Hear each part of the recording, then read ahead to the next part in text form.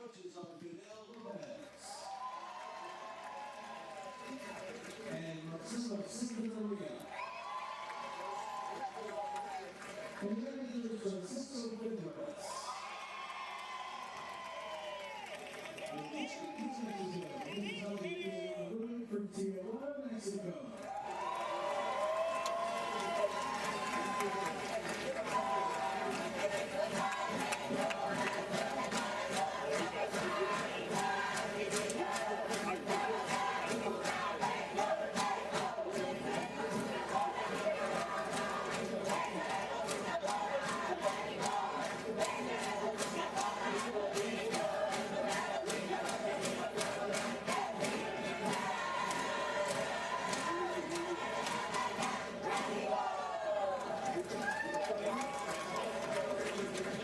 champions of Latin America, Sergio Silva Gonzalez, the Little League from León, Nicaragua.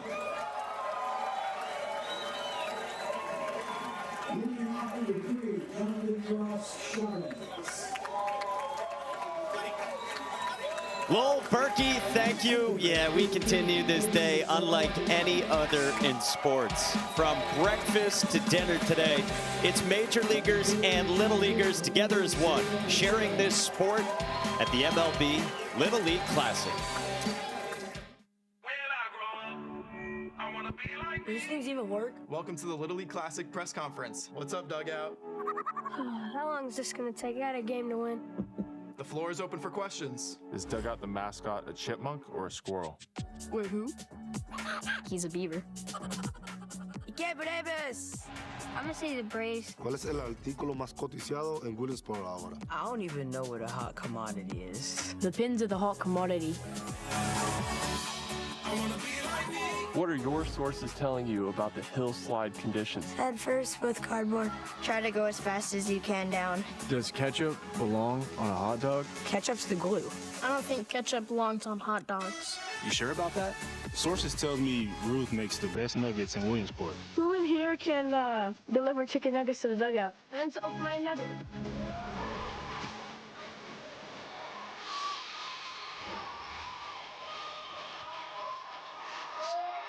What's the best lesson you learned this week? One step at a time. The camera's always on, you always gotta be a professional. Who has the best home run call?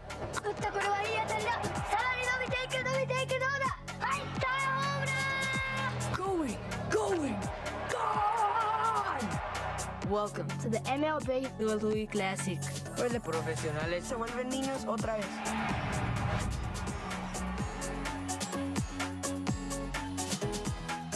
Hard to imagine a better day for a baseball-loving 12-year-olds. Welcome to the Little League Baseball World Series, presented by T-Mobile. It's one of the best days in the sport in Major League Baseball. You get these 4 Little League World Series games, then a big league game for the kids from Tijuana, Mexico. 1-0 so far against León, Nicaragua. One of the powers at the event so far. 2 dramatic wins on game-ending defensive plays. And the Braves and Brewers will be arriving soon in advance of their game tonight here in town. And before they get ready for that game, they come to the Little League World Series. They watch Little Leaguers. Then the Braves and Brewers head across town to Bowman Field, where they play tonight at 7 Eastern in what is a big game in the National League. With that, we say hello and thanks for joining us. 2003 United States champion here, Devin Travis. I'm Mike Monaco. Sebastian Salazar joins us in a moment. In what other sport do you get the best players in the world watching the best kids in the world, and then they flip the script tonight, and it's the Little Leaguers watching the big leaguers? This is just one of the most special add-ons to this event in total. I mean, you think about the Little Leaguers, they circle this day. The big leaguers, they also circle this day. But it's baseball at its purest form here. Joy, passion, and fun. And it also provides these young Little Leaguers a real-life hero right in front of their face. I think that this shows that their dreams are possible. They can make it to the big leagues. And when these big leaguers are here, it's big smiles, it's fun. Might even see them slide downhill a little bit. I can't wait. Yeah, this is the 9th year of the MLB Little League Classic. So many fun moments through the years. And look, they weren't doing it quite like this in 2003, but you had a similar experience after playing here in 03. It was amazing. The Marlins, they made it to the World Series that year. And you know, I think about what Little League Baseball was able to do for so many people, and myself. We were invited to the World Series. We got to go on the field for pregame, and I got to see Miguel Cabrera up close and personal. Like, that was one of my first moments where I went, oh my God, he's a human too. And I think today you're going to see a lot of young kids here also go, wow, they're people just like me. Yeah, we've been asking the Braves and Brewers who is their favorite player. Who was it growing up? So many guys said Miguel Cabrera. And oh, by the way, we have 4 Little League World Series games today that have huge importance because we started with 20 teams. We're down to 16.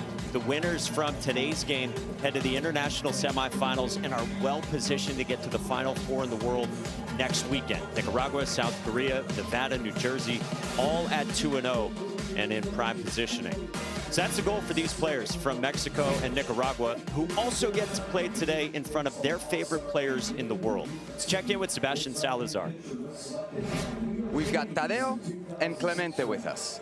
They're going to be on opposite sides of today's game, but later in the day, they're going to be on the same side. You're about to find out why when the big leaguers roll into town. ¿Tu jugador favorito de Grandes Ligas quién es? Ronald Acuña. A ver, Tadeo, ¿tu jugador favorito de Grandes Ligas es? Ronald Acuña. Ah, both huge Ronald Acuña fans, so we do have something in common, even though we're a bit rivals today. Cuéntame, ¿qué va a ser para ti ver a Ronald Acuña aquí de cerca en Williamsport? No, pues me voy a sentir feliz porque pues, va a ser la primera vez que voy a conocer a mi jugador favorito y quiero ver si me pueden firmar algo para tenerlo de recuerdo. He said he's going to be very happy because it's going to be the first time that he gets to see his favorite player, and he's hoping, like many of us, to get an autograph. A ver, cuéntame, ¿qué va a significar para ti que tu jugador favorito está jugando a metros de ti hoy en la noche? No, pues me siento muy alegre, de verdad. Siento que voy a conocer a mi jugador, entonces voy a llevar una pelota para que me la firme y tener el recuerdo. He's also very excited to meet his favorite player and is going to take a ball to see if he can get it signed as an autograph. Vamos a hablar un poquito del partido de hoy. ¿Cuál es el objetivo para México? El objetivo para México es ganar el juego, batear, jugar bien para llegar a la semifinal y poder disfrutar el campo de allá también. The objective for Mexico is to hit well and to win, to try to get to the semifinals so they can enjoy the field up the hill, Lamedy, what everybody's talking about. Clemente, para ti, ¿cómo ves el partido de hoy? Pues me muy parejo, sabiendo que México es un equipo, también nosotros, pero el que gana tiene que hacerlo pasar bien en el terreno. He said the team that does best will win, but Mexico's a very strong team, so are they. Should be a very close game. Guys, back to you. Savvy Sony, there's more than 60 players who played here at the Little League World Series before going on to careers in the majors. Big leaguers and little leaguers come together today.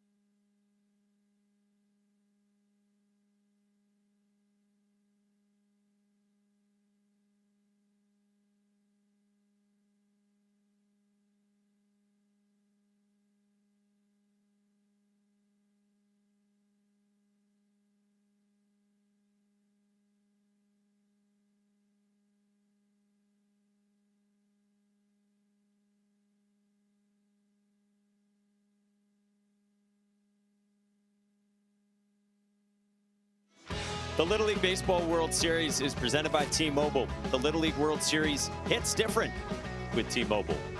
Former Major League stars in the building. Catcher Jason Kendall, the lefty Scott Kazmir, a towering Dylan Betances on the mound. Ooh. Saw Gary Sheffield here too. That was Devin Travis's favorite player in 2003 when he was here with his Florida team. So that is the airfields. Where else do you watch airplanes land in sports other than college football coaching searches and here on Little League Classic Sunday in Williamsport, Pennsylvania? Mexico batting first. Let's meet the team. Mi nombre es Matías García, mi atleta favorito es Kylian Mbappé. Mi nombre es Gal Santamaría y mi comida favorita es el mole. Mi nombre es Emiliano Kerber y mi equipo favorito son los Ángeles Dodgers. Mi nombre es Mateo Montañez y mi póster favorito es la nieve. Mi nombre es Gareth García y mi jugador favorito es Alejandro Kir. Mi nombre es Jorge Fonseca y mi comida favorita son los tacos de birria. Mi nombre es Tadeo Páez y mi equipo favorito son los Atlanta Braves. Mi nombre es Jean Paul Avenal y mi postre favorito son las fresas con crema. Mi nombre es Esteban Bautista y mi comida favorita es el sushi. Mi nombre es Néstor Melchor y mi jugador favorito es Javier Baez. Mi nombre es Iker González y mi cantante favorito es Bad Bunny. Mi nombre es Rafael Messina y mi comida favorita son las enchiladas verdes. Tijuana, Mexico. This team making its third Little League World Series appearance, also here in 2023. Here are the 12 players for the kids from Tijuana who are ready to go. They got a 7-1 win against Australia on Friday. Jorge Fonseca, he's the big star in that first game, scored 3 runs. One of their 3 hits, they were out hit in that first game, but it was perfect defense, great pitching. And they found a way to get the win. So here we go. Matias Garcia, the right fielder, leads off for Mexico, and he hits a dribbler against Jose Martinez. Foul off himself. Jose Martinez on the bump for this Nicaragua team that is off to a great start, and they give the baseball to the math-loving right-hander. This Nicaragua team is full of pitching. It's big-time fastballs, and you saw right there that fastball inside. That's going to be a huge pitch today against a Mexico team that can really swing the bat.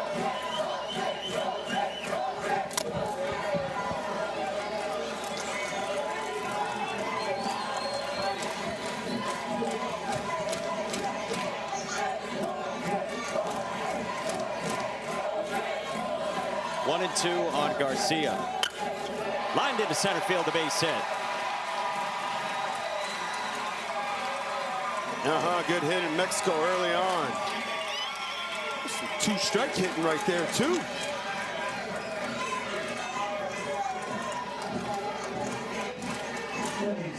Fastball up and in, pull the hands in tight, drive it right back up the box. Now Oscar Mateo Montañez, center fielder for this Mexico team. See an aggressive swing right there early on. Padilla, he is firing in that fastball with good velocity. Well, this is probably going to be a pretty low-scoring game. Like to see how this game begins to track. Do they play some small ball? There you go. Every 60 feet counts. Garcia to second. You nailed it, Mikey. It's huge. Catcher play in Little League Baseball, that extra 60 feet. Now you got a guy on second base with no out, something to track. Wild pitches, pass balls. Especially in this situation, you got your 2-hole hitter up, knowing it's somebody that can really control that bat. And for a bunt to happen here, you got to get him to third. Remember, this was the recipe for Mexico Friday, like we were talking about. 7 runs against Australia.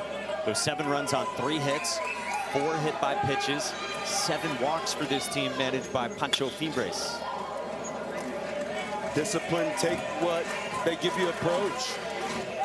And in the postseason, especially here in Williamsport, it's pitching and defense. They are paramount. You do not have to hit the ball over the yard, out of the yard. You just got to play great defense, and you got to throw strikes.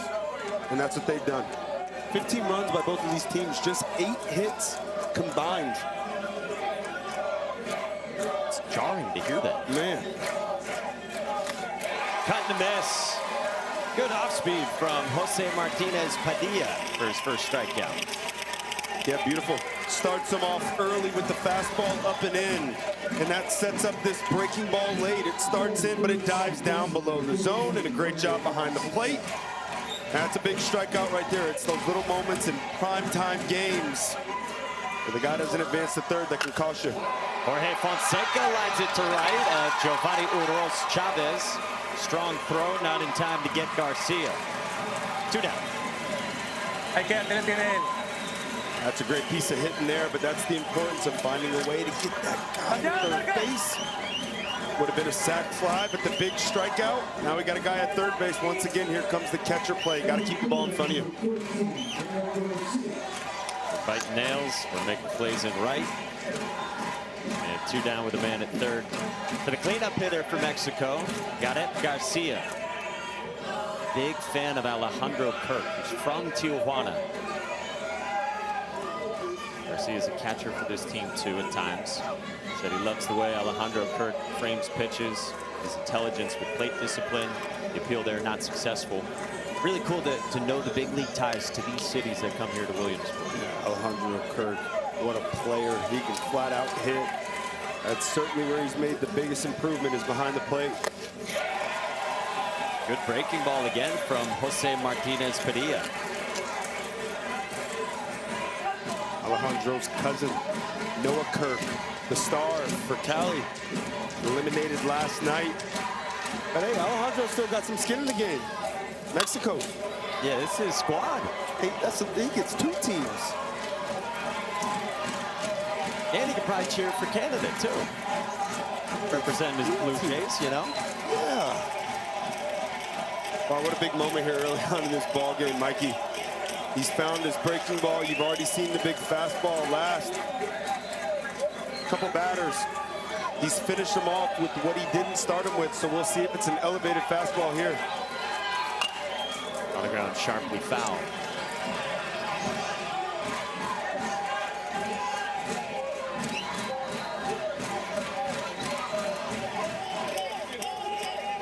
Could hear in Spanish the Nicaraguan manager was telling his outfielders to back up, seeing some of these swings from Garcia. Mexico can hit. Try to elevate the fastball that there, went down with it. On the ground at short, Jonathan Uros Chavez ends the inning. Oh, we got a fun atmosphere for Game 2 of 4 at the Little League World Series today on a special Sunday. The great sport of baseball.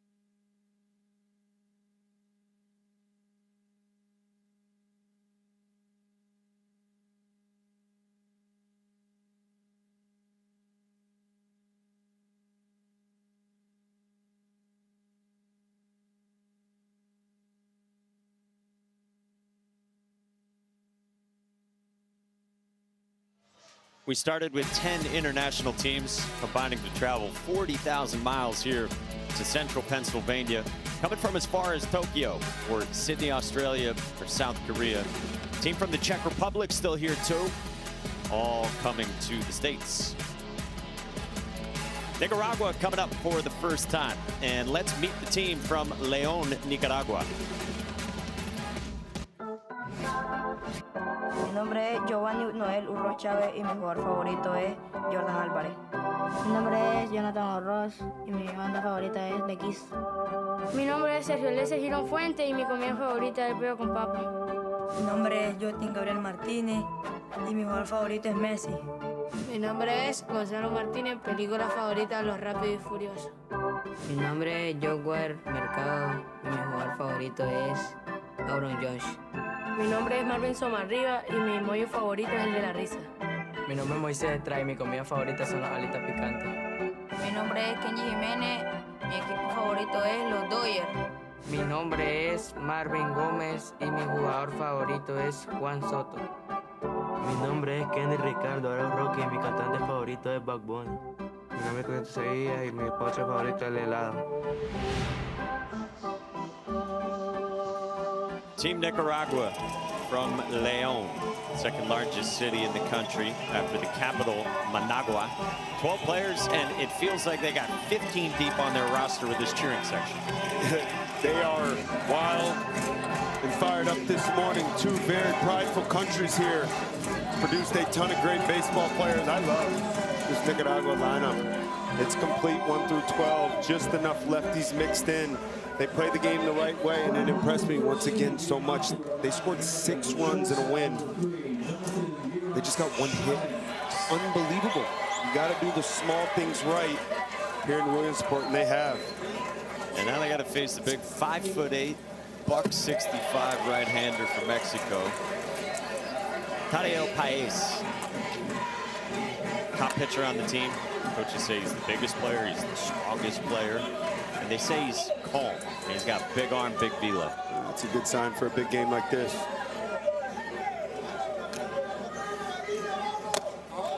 He is facing the 4'10", Jonathan Uros Chavez.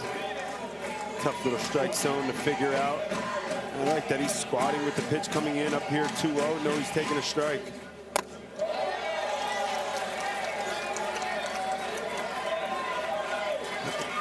Look at the line. Corners playing way in. Middle still pinched back. Not only are the corners in, first baseman Rafael Messina's not giving up the line. No. Well, it's a big fastball here. And it looks like even the outfield is shaded over toward the right side, so they know at this big-time fastball, they're expecting swings from righties to go the other way.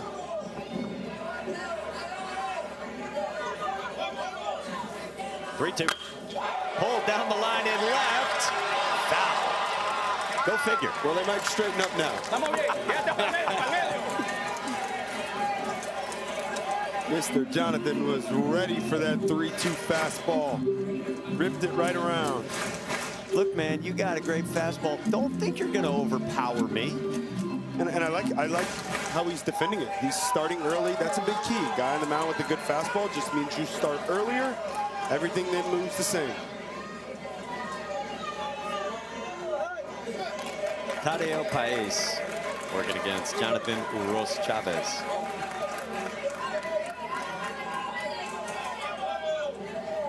We're shaking a lot early.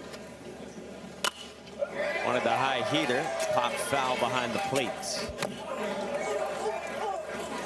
That could be a couple things going on. That could be a fake shake trying to get into the hitter's head. Shake, shake, shake. Back to the fastball. Or that swing could have scared Paez a little bit. Paez was saying, I'm sticking with my heater. I'm not going to the breaking ball. 8th pitch. Ball 4. What a plate appearance to start for Nicaragua and Jonathan Uros. Yeah, fantastic. That's why he's at the top of the lineup. 8 pitches, seen it all. Both teams get their leadoff man on. It's their 10th walk drawn in the Little League World Series so far. Discipline, staying in the strike zone. High-level baseball being played here.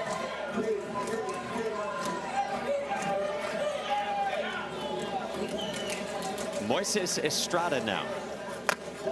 Well, it's interesting. We could just pick up on some of what the Nicaraguan manager was saying, that they saw in warm-ups that the fastball was coming in high. You got to be ready for the high fastball. That's what they saw in warm-ups. Yeah, and you can see right there, that's a fastball that's jumping out of the hands. Unfortunately, that's the toughest pitch to get to as a hitter. So if I'm a hitter in this situation, I'm pushing him down in the zone, willing to chase the breaking ball down, but cannot chase the heater up. Just missed. And I think that's the right approach right there. That's a fastball that's got a ton of carry. If it's at your belt buckle or above before 2 strikes, let it go. Got to push him down. Paez is 1-1. Ooh, explosive heater. There it is again. That lower arm slot. As a hitter, it kind of perceives like the ball doesn't come down as much from that lower slot with that kind of velocity. So the flip side here would be, I'm working to be above the baseball. I'm trying to hit a chopper right off home plate. 1-2. In the air, right field. Matias Garcia makes a fine backpedaling catch for the first out.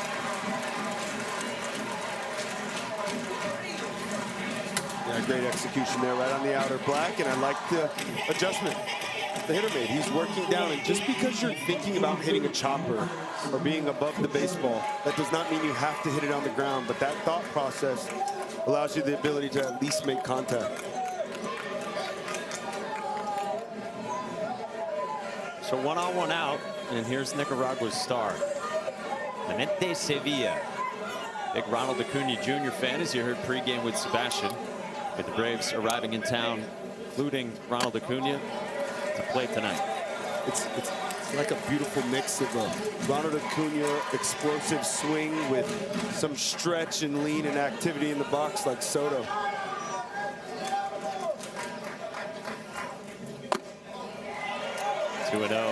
Clemente Sevilla, who had that awesome outfield assist we all saw in their opener on Wednesday. 2 days later, his favorite player, Ronald Acuna Jr., had a magnificent outfield assist in the opener of the Braves-Brewers series in Milwaukee. Also in right field.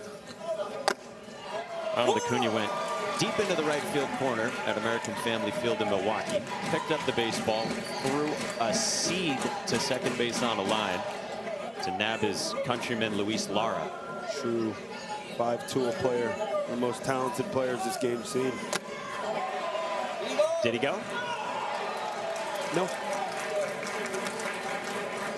And that's a big pitch right there. 2-1, you expand the strike zone, you even it up at twos. You're in the driver's seat here. Let it come into the zone, only in the zone. Jose Rodriguez saying. Outside. And it's not in the zone. Don't chase. Juan Soto-esque. 5-pitch walk. More of the same from Nicaragua. And this kid, Clemente Sevilla, is on after his dramatic way to end it Wednesday. Man, what an ending. Form of a complete game. Started the game on the mound, and ended the game in right field. Just a missile to home to nab the runner. 2-1 ball game. That was tight all game. And no question the story is that young man right there. I liked what Noel said on Little League today when you guys were up this morning. If you're Clemente and you're playing in right field, go figure that you got an outfield assist waiting in that arm. Yeah. Roberto Clemente. Kendry Arauz cleaned up hitter bats. By the way, flight tracker update. Again, not a college football coaching search. These are major leaguers arriving in town. Brewers are going to touch down in 3 to 4 minutes. Let's go. At a direct line to the FAA. Know somebody everywhere, huh? Good glove side command again, 1-2. What a pitch right there. Breaking ball, breaking ball. Hitter, you start looking breaking ball. But you freeze him, you dot it right off that same tunnel. Now you got him 1-2. You can go anywhere here. You can go breaking ball right off that lane, off the plate away, or you can go elevated fastball. Tough spot for a hitter. 1-2. Went to the off speed and got the strikeout. Yeah, well done. It's one thing to make the right pitch call. It's another thing to execute it. Just a 12-year-old pitcher on the mound. Big strikeout. Tom Glavine. I like it. Ooh, Matt Olson, Sean Murphy. Got some good Braves fans here. Boys. Tom Glavine from the great Commonwealth of Massachusetts. I see you. Yep. We'll be doing the all-cast on ESPN2 tonight, and we are wearing jerseys from the regions that we're from. So you got a Southeast jersey, I assume? Yeah, I'm repping it, baby. A New England jersey? Come on, Phoenix City. All right, big spot here for Jose Martinez Padilla. Special talent impressions for the guy on the bump for Nicaragua, staring down Tadeo Paez.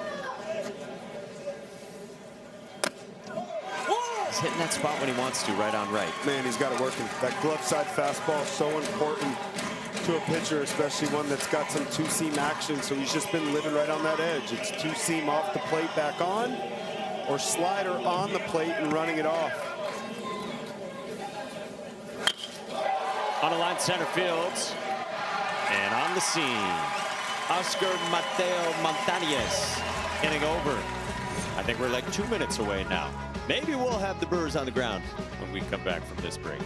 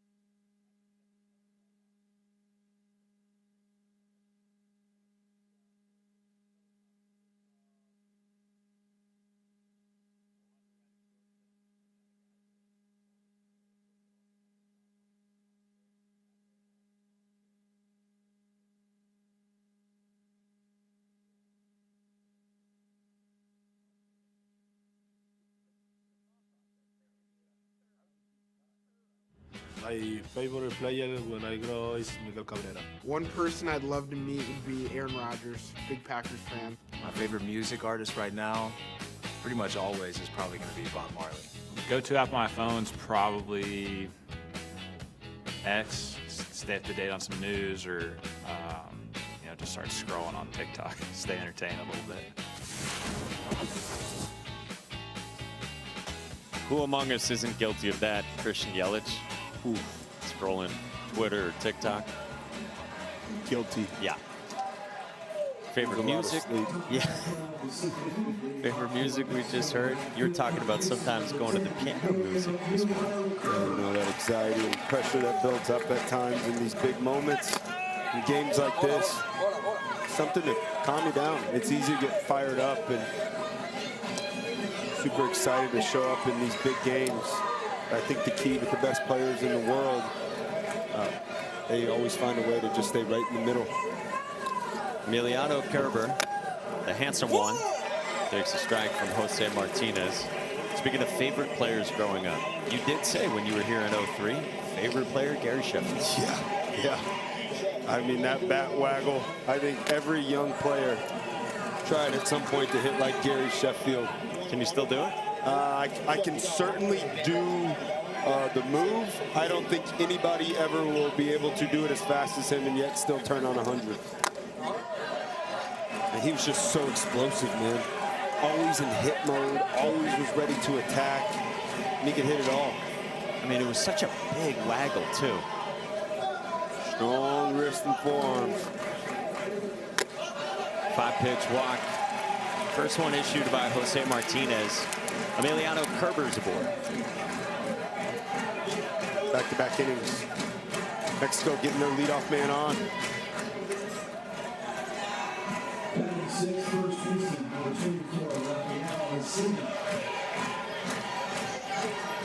Here's Rafael Messina.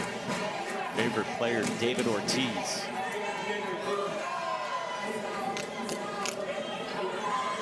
He's a big fan of Julio Rodriguez, too. He has an encased card of Julio Rodriguez.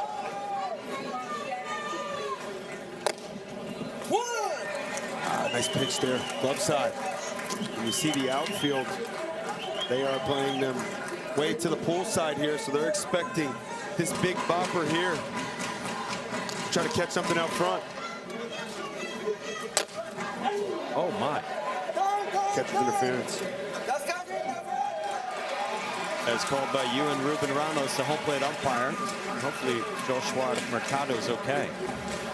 I mean, pretty clear. Oh, it's just unfortunate. That's a breaking ball that's biting down in the zone, so catchers naturally, they go to try to work underneath the baseball, and he just reaches out a bit too far. Messina letting that ball travel. Hits the glove. So here we go. Brewers, we think, that's them, flying in right now to Williamsport. Welcome, the Brew Crew. I remember the Red Sox were here a few years ago. Xander Bogaerts told us when he joined us in the booth after they landed that flying in, he was locked in on the Curaçao game that morning. He's from a similar island of Aruba. Get a good bunt here in front of home plate, and Mercado makes the play. Iker Gonzalez. And Xander Bogaerts said that the plane Wi-Fi went out right when they were making their descent, so he couldn't see the big moment in a high-leverage game for the country he was rooting for.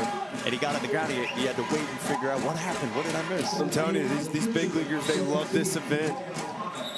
Little League World Series, every kid, including big leaguers, that's their first step in their dream, is having the opportunity to play here and seeing the excitement on their faces to come here and support these kids and watch great baseball. It's amazing.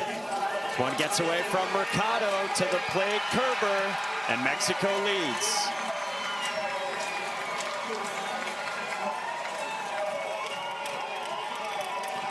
This Mexico team playing with a ton of energy early on.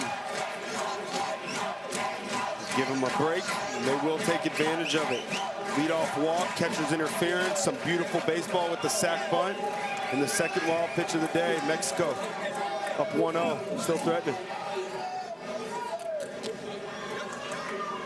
I wonder if they're going to check on the catcher's hand here. Nicaraguan manager Jose Rodriguez coming out as the Brewers come down.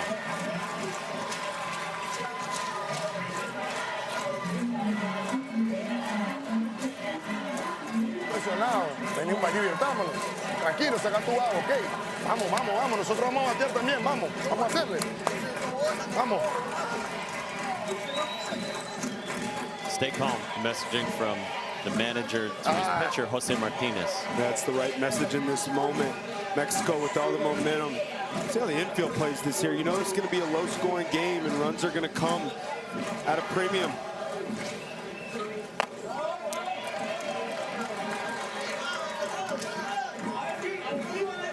Do have a base open with the lefty up at the dish right now, so you can pitch this very smart. 3-0 on Tadeo Paez. Looks like that's what they're doing. This pitch right here should be nowhere near the zone. Move on to the next one. Still one pitch away from getting out of this inning if he gets on.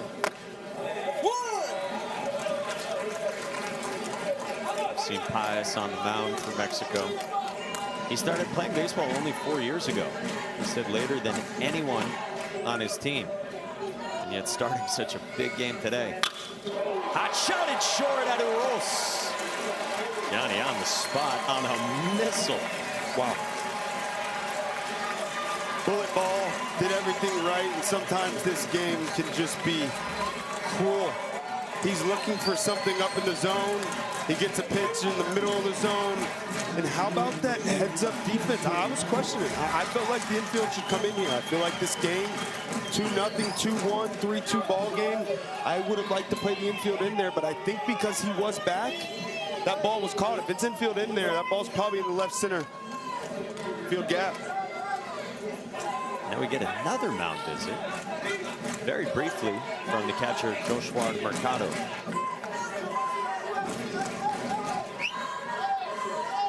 The batter is Nestor Melchor, 2 days away from his 12th birthday.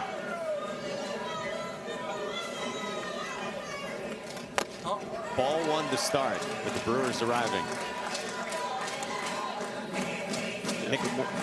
For Mexico here, you feel like with 2 outs, an opportunity to drive this run in would be huge. For Nicaragua, you get out of this thing with just one. Little momentum. Fouled away.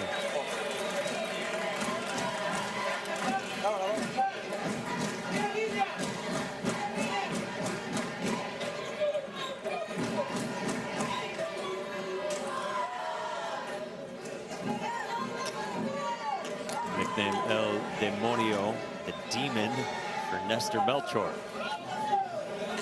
He's on the baseball field. He is in attack mode. On the ground at second, Sergio Giron recovers. Inning over. Said it was big, and an escape from Jose Martinez. Major leaguers coming to town. The Brewers have arrived on Little League Classic Sunday.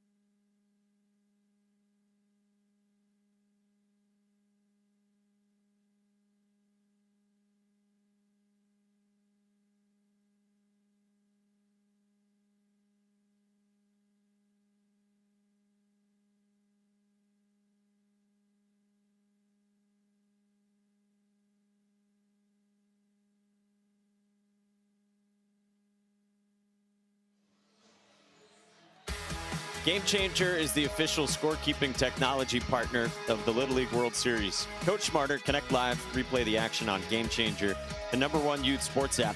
Live the game like never before. What a great view on this Sunday morning. First of all, good morning to you, Devin. First of all, good morning, Michael. Thank you. Big day. Braves and Brewers coming to town. And we got a William Contreras, Christian Yelich jerseys in the building for the best team in baseball, Milwaukee. They do everything right. Great defense, led by Bryce Terang. He's one of my favorite players to watch play. I cannot wait for tonight. They do it in such an amazing way. They have the fewest home runs in the sport. They walk the most. They chase the least. They hit the most ground balls. They go oppo the most. And they're still a top 5 offense in the sport in terms of runs scored. I love it. Sounds like some old school baseball coming back in the game today. Got a heck of a manager too in Pat Murphy. Ooh. I wanted to go to Arizona State. Yeah? Growing up when Pat Murphy was there. I remember I got just one letter as a kid and I'm like, oh man, Pat Murphy, this is amazing. Parents probably signed me up for that letter. Yeah. They still got it. Yeah, that's right. And went to a great program. The nose. Florida State royalty Devin Travis. I'm merely Mike Monaco. Kenny Jimenez off the end of the bat into center. Montañez there for the first down. Follow the amazing kids as they experience their own Little League World Series adventure. You can download the Little League World Series app to watch highlights, photos, schedules, and more. Available in the app stores for Apple and Android devices. Kinley Rasmus had a highlight last night. I thought she was hitting that ball out of the park. Man, she is a player. Just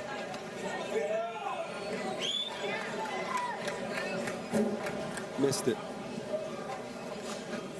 Joshua Mercado takes strike 1 from Tadeo Paez. Mercado very quiet, the coaches say. Catcher on this team. Says cooking is his special talent. And if he won the lottery, he says simply, he would help the people. Amazing. Love that, buddy.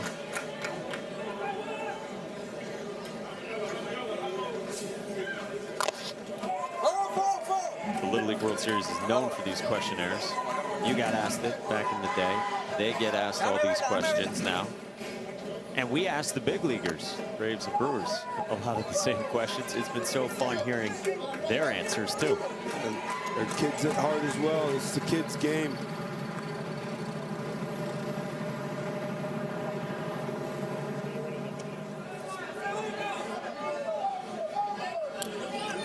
They might be so riveted by the game they're watching, they don't want to get off the plane. Ah, there's the bus. There they go. Okay. Must have been a good tailwind, maybe a few minutes early.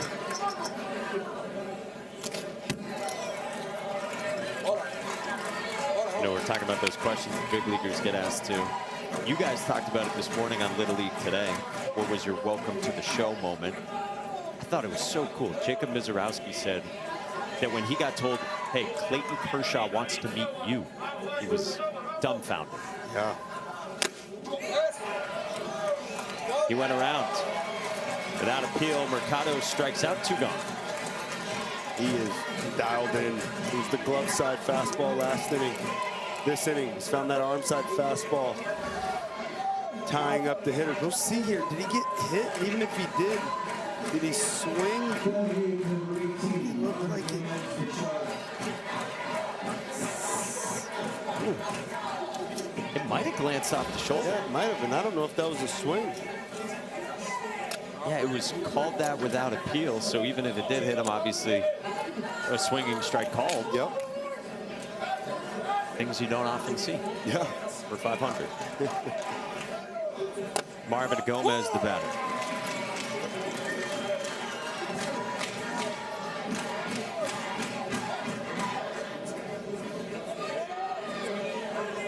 Another Ronald Acuna Jr. fan and Marvin Gomez.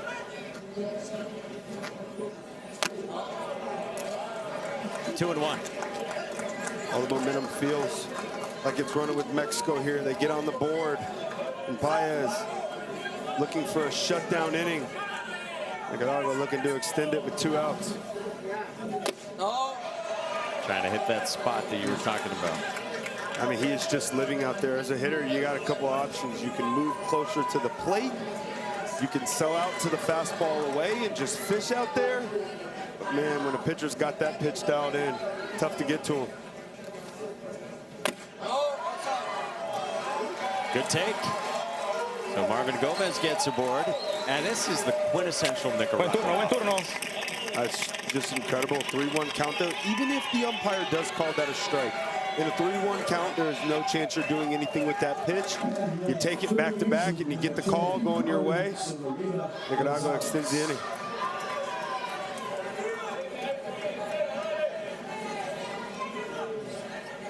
It's 2 out, 1 on for Marvin Somariba.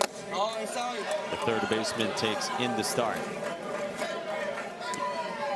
This is the part of the order that's going to be so important for Nicaragua. Top of the lineup, obviously full of big blasters. If this bottom of the lineup can find a way just to get the pitch count up on Baez, huge. That registered as 79. With run and sink and dots it down and in. Hardest fastball of the day.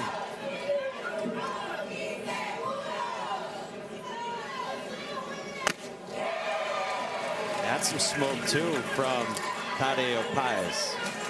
He's able to command both sides of the plate.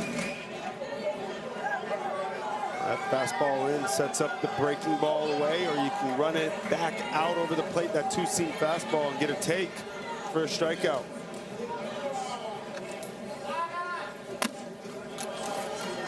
Back pick, not in time. 2-2.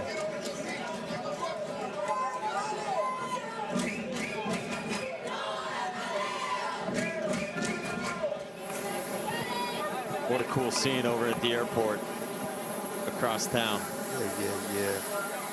Little leaguers lining up to see the big leaguers. There's the strikeout. Paez gets his second K of the inning.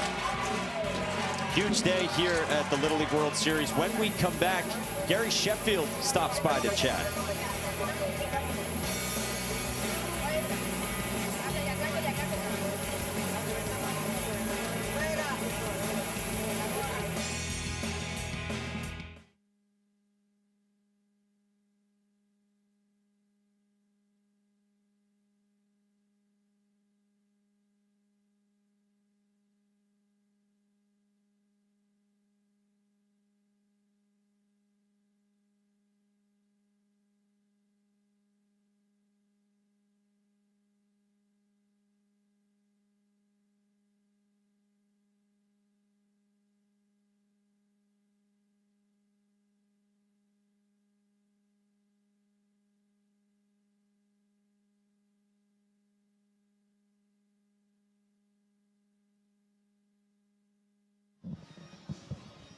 How are you?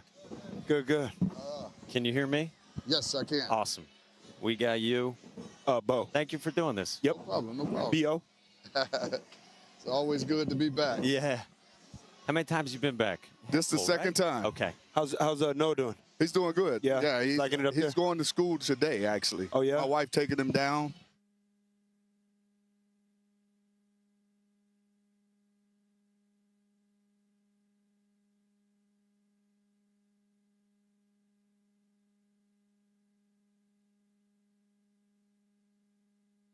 Williamsport, Pennsylvania is the center of the world.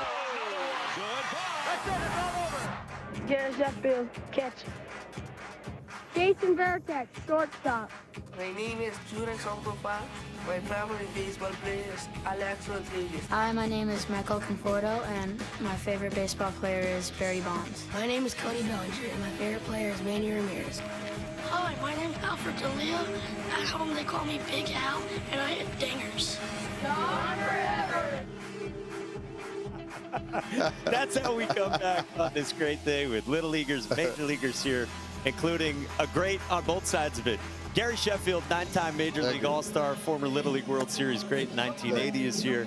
Thanks for stopping by, man. It's so cool watching the old introduction you had for back in the day. Oh, man, it brings back so many memories. You know, I know what these kids are going through. We went under the tunnel, and you can see it in their face. They're so nervous, and they want to win so bad. And, you know, but when we walked in and they just kind of loosened up a little bit, and we just told them, go out there and make sure you have fun when you do this, because these are memories that are going to stay with you forever. Yeah, it's so cool looking at them. They're getting ready to play. Yeah. They got baseball royalty in the building. Yeah, those are good kids. I couldn't believe how big these kids are. Oh, my God. I was like, man, crazy. This is crazy. I mean, that kid was pretty much the same size as me. Gee, when I played here in 2003, you were my favorite player growing up, and I got to say hello to you this year in Tallahassee. That's so cool to me. But looking back at your experience in playing Little League Baseball, what's like the one memory that sticks out the most to you? The people. You know, like when you see all these people at a game, a Little League game, these are 10, 11, 12-year-olds. Now, when you see that, and you see a crowd like this is equivalent to like 60,000 people in a Major League stadium. I didn't realize it was preparing me for that. So when I got in front of fans, it brought me back to being 11 years old. And so that's the feeling I got when I first walked in here again. That's amazing. Yeah. So you're saying that this environment actually, as you move forward in your career, it almost like prepped you for your big league career. It did. At the time, I wasn't thinking like that. But when I look back at it, because when I was in big league games, I was thinking of Little League memories. So I kept the game a kid's game. So I always talked about, like, what was I thinking when I was in this situation here in this World Series? And I took it into my World Series in 1997. The same thing. Just take that kid mentality, play the game like a kid, have fun, remember to have fun. Incredible. Yeah. So cool. We got the Braves and Brewers here. Gary Sanchez leading the Brewers off the plane. They just touched down. They're going to go play a really important big league game, too, tonight. Yeah. I wish they did this when I played. Right? Who would you have wanted to meet when you were 11 in 1980? Which big leaguer would you have wanted to meet? Well, actually, I got to meet him, and it was Willie Stargell.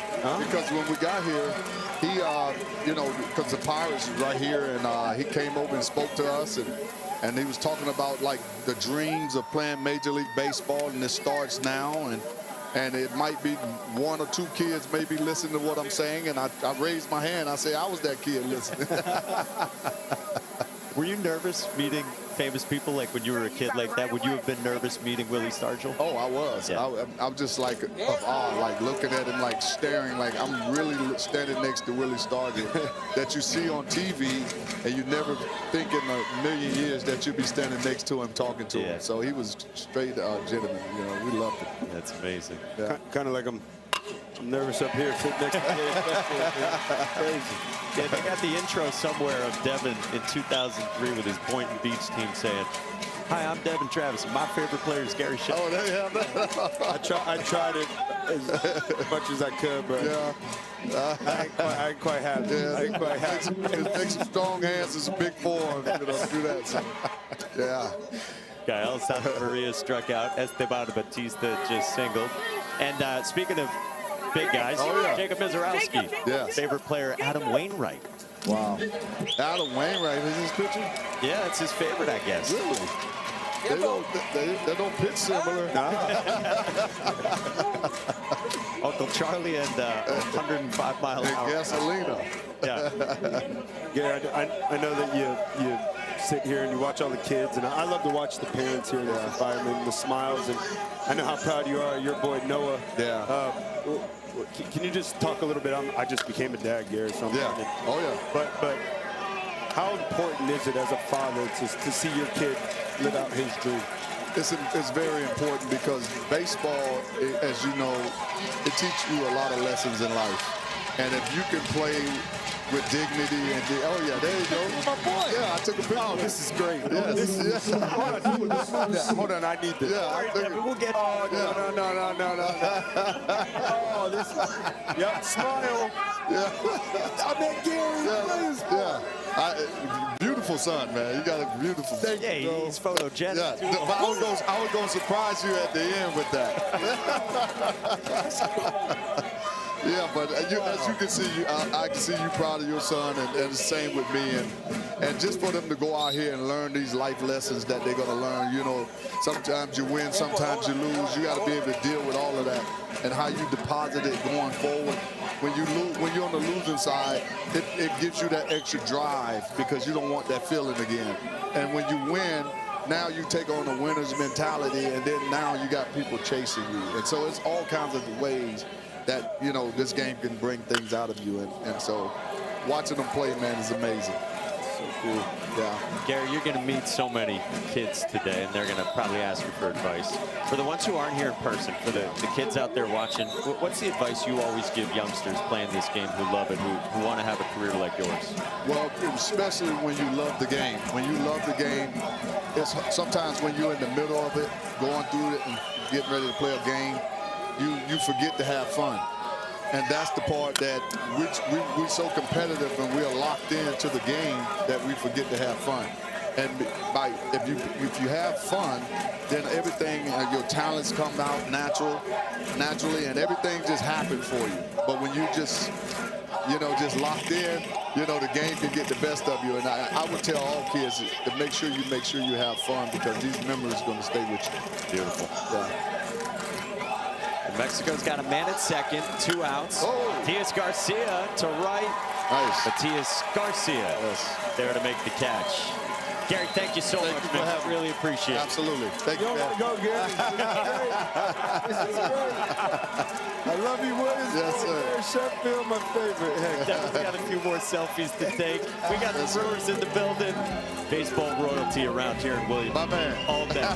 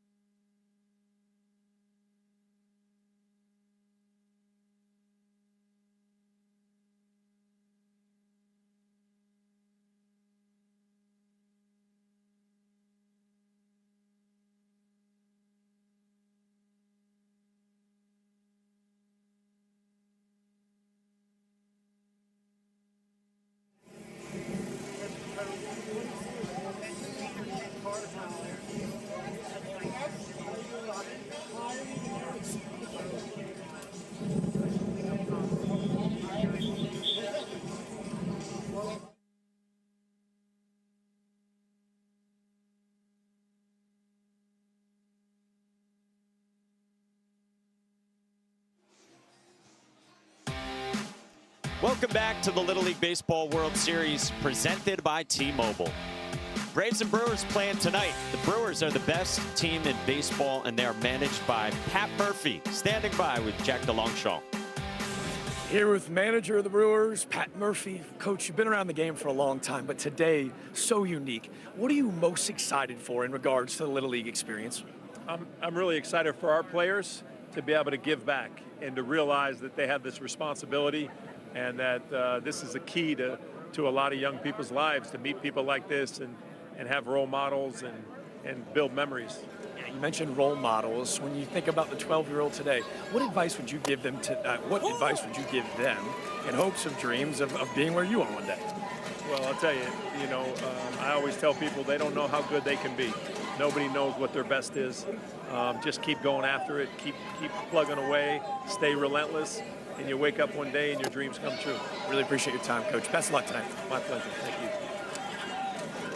Pat Murphy, manager of the Brewers. First team to 80 wins in baseball this year.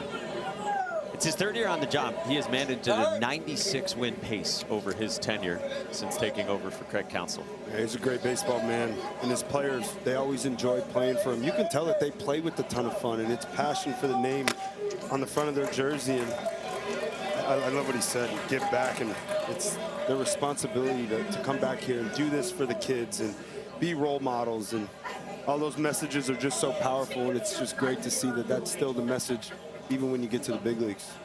Let's go. And Pat Murphy's right in the middle of it too. He's got a group of young boys that he's coaching at a similar age as the kids playing here. He's got his hands right in the middle of his major league team and then some youth baseball too, so he absolutely loves, lives, and breathes this sport. That's so great. It's fun, man. It's a kid's game. I'm just seeing it all come full circle here in Williamsport. The excitement on their faces. It's crazy travel to get here on a Sunday. They played 2 games in Milwaukee, but they woke up excited for this day, and I know these kids are excited as well. Just saw Dylan Betances, former big-time arm in the big leagues, threw out the first pitch today.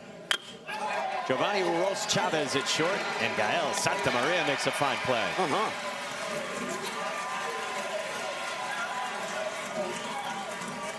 Well, the slate the rest of the day. This is the second of the 4 Little League World Series games. About an hour from now, we flip over to ABC for Iowa and maybe the most famous team of the 20th Little League World Series, Bayonne, New Jersey, and then Curaçao and South Korea, 2 o'clock Eastern on ESPN. And then the Little League Classic, Garrett Mitchell and company, and the Brewers going up against the Braves. Man, I got to meet Jamie Rincon and Mason Rincon today. What a wonderful opportunity. Mason Rincon is a big kid. I mean, physical, nice. It was a reminder to me, you watch these kids on TV, and it's hard when you watch on TV to not think that they're not professionals. Yeah. And then you meet them and you talk to them and you realize you're just talking to kids that love the game of baseball. And how Jamie almost teared up when he talked about this opportunity for his son and to lead this group of young kids. What it's all about, man. Baseball connects so many different walks of life, and it's amazing. Sergio Giron walks to get aboard as the team from the Dominican Republic gets on the Brewers bus, or the Brewers make their way over to the ballpark here. Jacob Mizorowski right there. This is going to be tired today. That's so cool. That's amazing. I think a lot of people are going to want to meet Jacob Mizorowski, and he is such a fun personality. He's so comfortable in his own skin and in all of these environments. I didn't get like, you're throwing 100 boy. What's the top down at? 105. I think you can get 106, 107. People were throwing 108. Are they really? I don't know. I feel like a wolf ball can't fly that hard. Almost a great play. How cool is that? He's getting asked how hard he's thrown. 105.5 is the hardest pitch Mizorowski's ever thrown. There's this quest out there for 106. I think Aroldis Chapman's been up to 105.8. And a Apparently, someone's throwing 108. Yeah. Says this youngster. I think he got 106, 107, 108. This one gets away. Sergio Giron moves up into scoring position with Nicaragua down 1. Can I be greedy for a second? Yeah, of course. First game of this series was on Friday, Braves and Brewers. It was Chris Sale against Jacob Mizorowski. I wish the schedule had just been shifted back just 2 days. Couple days. Man. Knee-high strike. And the 4th strikeout for Tadeo Paez. 2 gone. Could very well be a preview of the NLCS later on this year. 2 great teams going at it. Mizorowski pitched outstanding again in that game on Friday. Now he's taking selfies with the team from Hamilton, Ohio. You know, one thing a lot of these big leaguers say after the fact is that they find out that these little leaguers aren't shy at all. They'll come up to them and say anything. Okay. Hey, a eso venía, ¿te acuerdas? Este es tu juego, pa. A eso venimos a tirar strikes. Es el primer bat. Te listo base por bola. Ya estás ahí, ya estás ahí. Demuéstrate a ti mismo de qué estás hecho. Demuéstrate. Sale, sale, seguimos ganando, hay 2 outs. Seguro los tiros. Hey, págate aquí, págate, dame este auto. We came here to throw strikes. Remember that. Show it to yourself. Prove it to yourself. 2 outs, secure throws, no mistakes. Get us out of this. I love how all the messages are talking to the minds. I think that's what the greatest coaches do. They find a way to talk to the mind, calm them down, give them a nice, new, fresh thought, and go attack. It's the leadoff man for Nicaragua, Jonathan Uros Chavez. While the Brewers continue on their trek over from the airport to the Little League complex.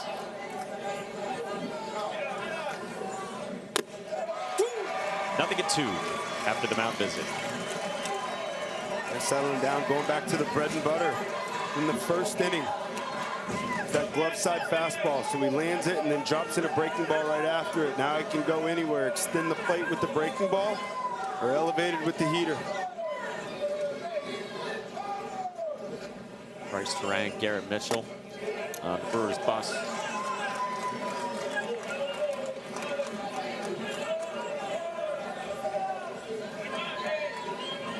So cool too. We get this question a lot. Even if a team has already been eliminated from the Little League World Series, they're still here and they still get to experience today. Yes. Ooh, just missed. A little 12-year-old just sitting down having a normal conversation. I asked it to Gary Sheffield, would you have been nervous? He said, I was nervous meeting Willie Stargell. I would have been nervous. I said a word.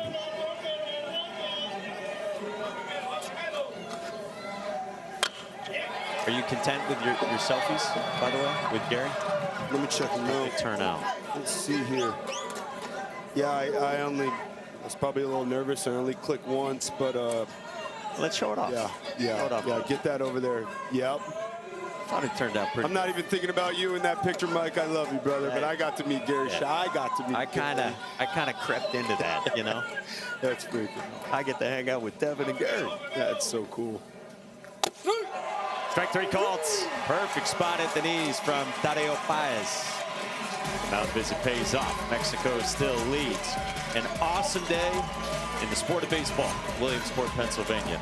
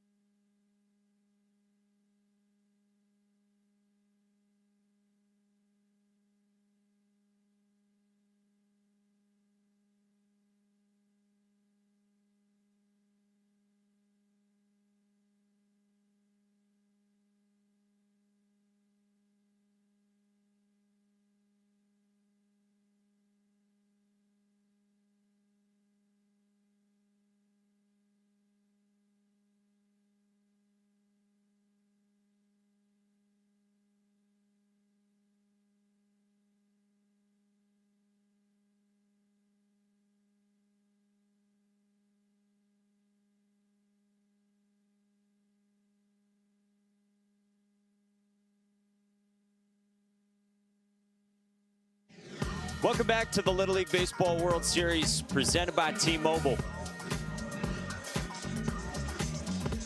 Hey, find Little League on Facebook, X, Instagram, YouTube, and TikTok at the official handles at Little League. And don't forget to use hashtag LLWS. Look at the lines to meet the Brewers, and then eventually also the Braves. Tony, one of the best days of the year for baseball. Well, Jacob Mizorowski is person of interest, maybe #1 today, and Jack DeLongchamp is with The Miz. Ladies and gentlemen, maybe the biggest name in baseball, Jacob the Miz Mizorowski, and maybe the next Miz. I'm here with Hudson of Great Lakes. Hudson, this guy's pretty good. Do you have any questions for him potentially? I want to know how hard you can throw with the football. The big ball, I don't think I throw it that hard. That's maybe a changeup. I think it might get hit pretty far. Hey, Jacob, when you ask these kids, like, it's kind of been one of the hot topics in regards to who's your favorite player. Do you have any advice for them on how they could potentially be the next Miz in the show? You know, keep working, keep driving, you know, towards their goals, and, you know, stay humble. I think that's the biggest part, and be family-oriented. You've become a little bit of a Pokemon connoisseur, if you will. Pins are big here in Williamsport. Are you going to potentially trade some Pokemon cards or maybe some pins this week? I didn't bring any Pokemon with me, but I'd love to trade some pins. So yeah. Hudson, you got a pin for him? I do. There we go. All right, I think I gotta give a hat, right? There you go. After a pin. What a trade. Fair? Is that fair? Feels clean to me. Hudson, the Miz. Jack, that's awesome. Look at this. The line is ready. You're just hoping to get an autograph. Certainly would take a hat or a pin. A picture, any of the above. Any of them. All of them. The energy here is incredible. Isn't it pretty cool? Yeah.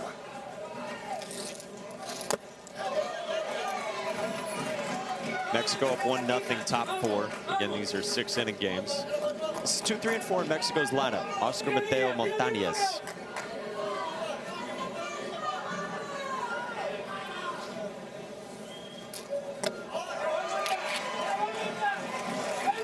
And these Mexico at-bats have been fantastic all day long. They really have not expanded the zone a ton.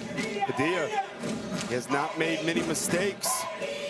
Got to credit Mexico so far. Bouncer left side, tough play in the hole. Jonathan Oroz Chavez did the best he could. But now Oscar Mateo Montañez is in scoring position.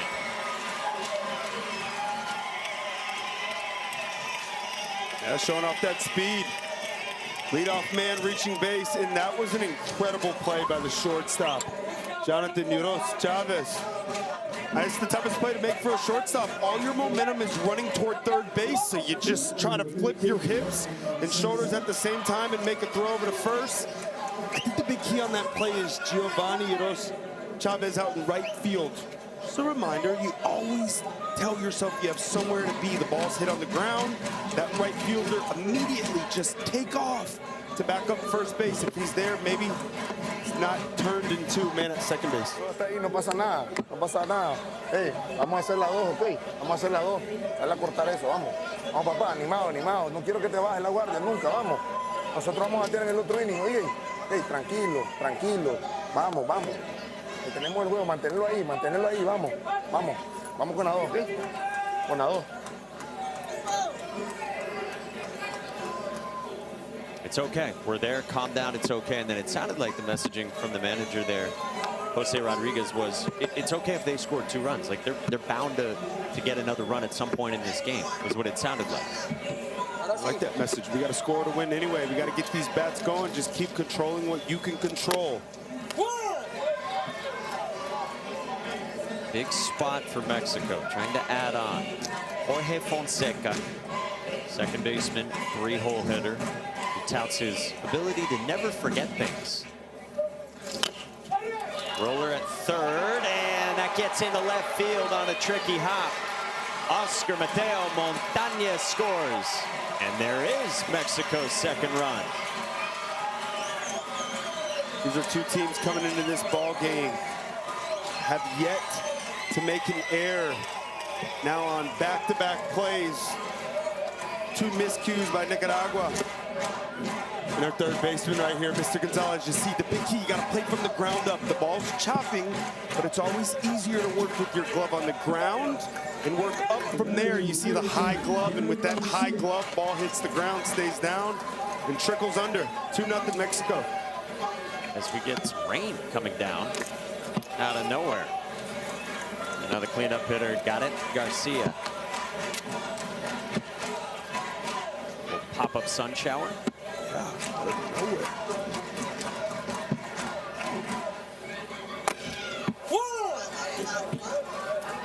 And this has been a great ball game. Well played all around. Look at Bernie. Such a good stash. That's good. Love when he slides down the thing. Yeah. What if I told you I've been down the slide? Have you? At American Family Field. Right. It goes fast. Like, almost dangerously fast at times. Visiting players always want to come in and do it. To some extent, visiting players not entirely allowed to do it anymore. Because it's so fast. Oh, yeah. Little roller left side. Jonathan Uroz Chavez to first. And the runner stays put even with the infield back. Shocked right there that the infield was back, number 1, in a 2-0 ball game here in the top of the 4th inning, knowing it's going to be a low-scoring game, but a big mistake. Base runner over at third base. You know, if the middle infield is back, third base coach will tell you, hey, we're staying put on all ground balls in the corner. But if that ball's in the middle of the infield, you score all day long. Let's see if Nicaragua can take advantage of that. Infield's still playing back here, too. Shocking, shocking. Paez is throwing the ball. Fantastic. And they're going infield back here again. Team Dominican Republic hanging out, too.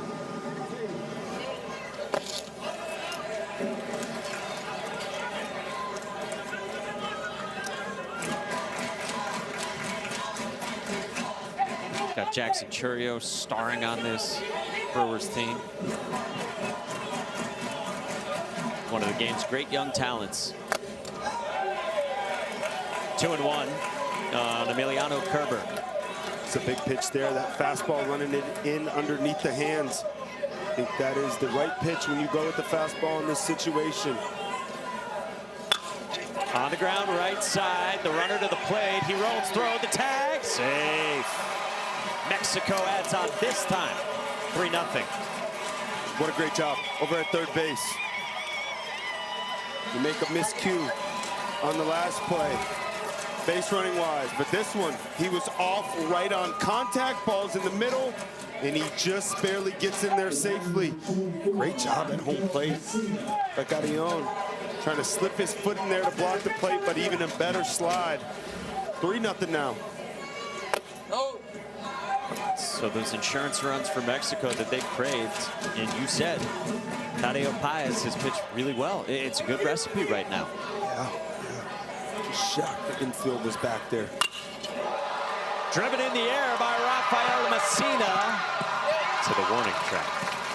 The guy who idolizes Big Papi with a David Ortiz looking swing right there. Just missed it.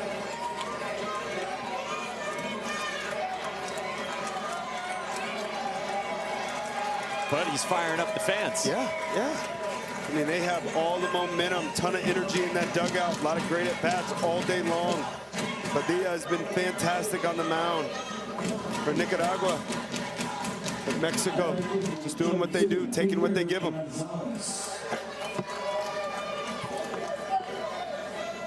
So 2 outs, and Iker Gonzalez on the ground at third. Marvin Somariba handles that wet ball really nicely, and the inning's over. But Mexico adds 2. 3-0 in game 2 of 4 today at the Little League World Series.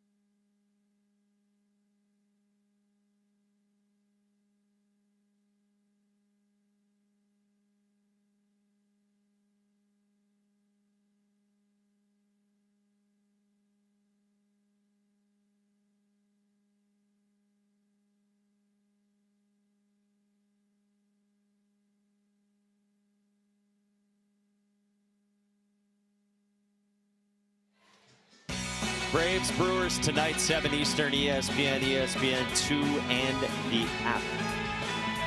A couple of former MVPs will be here, including Christian Yelich, who right now is on the bus with our Jack DeLongchamp. Here with Christian Yelich and Finn of Great Lakes, Ohio. Boys, we are heading to Lamade Stadium. Do you have a question for the 10-year big leaguer? I mean, this could be you one day. Any potential advice or anything that you want to run by the GOAT? I don't have anything. I'm like... Yeah, it's pretty crazy to see like kind of these big leaguers and these heroes in person. You know, Christian actually played Little League Baseball yourself. I ask you, for these guys, what advice would you give them if they want to dream and aspire to be you one day? I think just enjoy it all. Enjoy playing with your friends. Enjoy this experience, and you know it goes by quick. And something that's really cool that I wish I got to do as a kid. And we never made it to the Little League World Series or anything like that, but it'd be a cool day. And I'm excited. I'm just as excited to go kind of check out the day and see the stadium and really just enjoy the whole thing. You played at Thousand Oaks, Little League, I believe, if I did my homework correct. Do you have a favorite baseball memory maybe before you got to the show playing Little League? Oh, well, we never won anything cool like this, but I think probably just playing with my buddies, playing with my friends. I made a bunch of good friends through baseball and through like elementary school, middle school, and I'm still really good friends with a lot of those guys today, and still keep in contact with them. And saw a bunch of them at Dodger Stadium actually about a week or two ago when we were out there. So, that's the cool thing about, Little League Baseball and, sports in general is you get to, build lifelong friendships and experience cool things like this with your buddies that you'll still talk about, 10, 20 years from now. Appreciate your time, and best of luck tonight, my man. Appreciate it. Thank you. Oh, let's go. Great work. That's awesome. I can understand. It's like we were talking about earlier. It's so much to process for these kids when you're hanging out with your heroes. Just 12 years old, speaking to people when they watch on TV, they don't even feel like they're real people. Yeah. And you don't. I mean, you really don't. I mean, seeing Gary Sheffield right there for a bit doesn't even seem real. But they're normal people. Brother, the size of Gary Sheffield's forearms. He could still wiggle that bat. Oh, my goodness. And maybe turn on Mrs. 105. Yeah. That's really cool to hear from Christian Yelich. Yeah. California guy, as Jack said, former MVP, 3-time All-Star. And he's so excited. And like for Christian Yelich, he's talked openly this year. Maybe it hasn't been the individual season that he's wanted. Think about how cool today is. Like, he's coming in with that attitude. He's so excited to see everything that is here. Because this breaks up the 162 over the course of a season. Yeah, it's just a nice refresher and reminder. You heard Gary say it. He said, just have fun. That would be his best piece of advice that he'd give any kid, and it's the same piece of advice that he gave himself when he was playing in the big leagues. Moises Estrada Juarez into the sun and left. Esteban Bautista makes the catch just into the game in left field.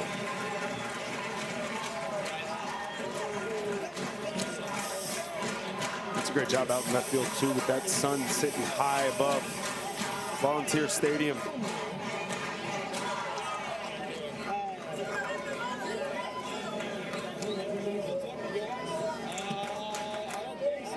With the pitch count the way it is right now, Mexico, yeah, will make a move. Tadeo Paez leaves. They say, you did the work that we asked of you. Great job. Congratulations, the words to Paez. The Milwaukee Brewers are here. Garrett Mitchell and baseball's best team in town in Williamsport.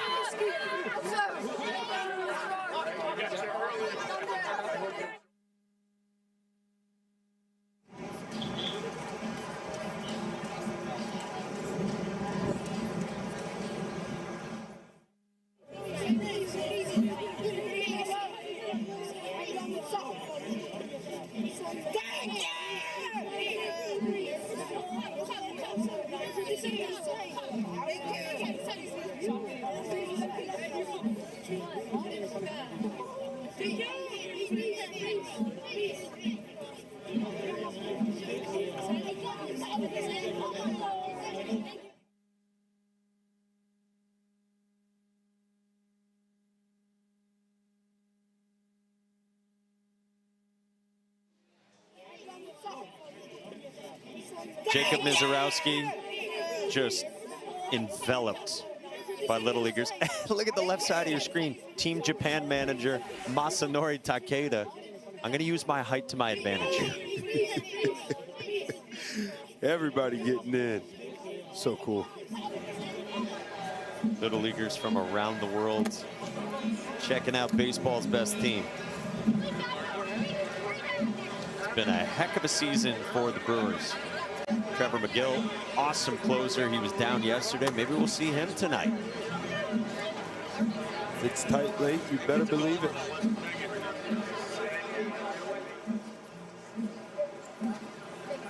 Selfies with Jackson Churio. William Contreras has had another great season. Coached William AAA for a little bit. Yeah? Yeah. A great guy. Talk about having fun when you play a game. That guy does.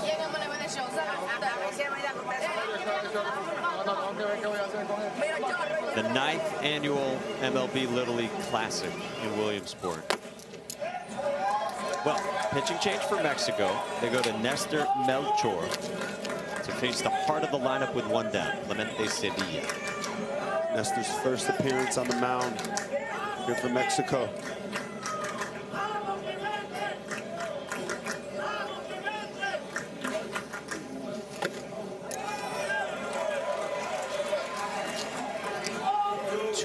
On Sevilla. You wonder the importance of this game, taking Paez out, making the pitching change. He was in a big-time groove. You got to come in at those strikes just like that right there. Bryce Terang talking with the California team. It sounded like he said, "Where are you from?" He said, "Southern California." "Yeah, where in Southern California?" "San Diego." And then the teammates of the kid on the California team, "Come on, man, you got to answer the question." 2-2.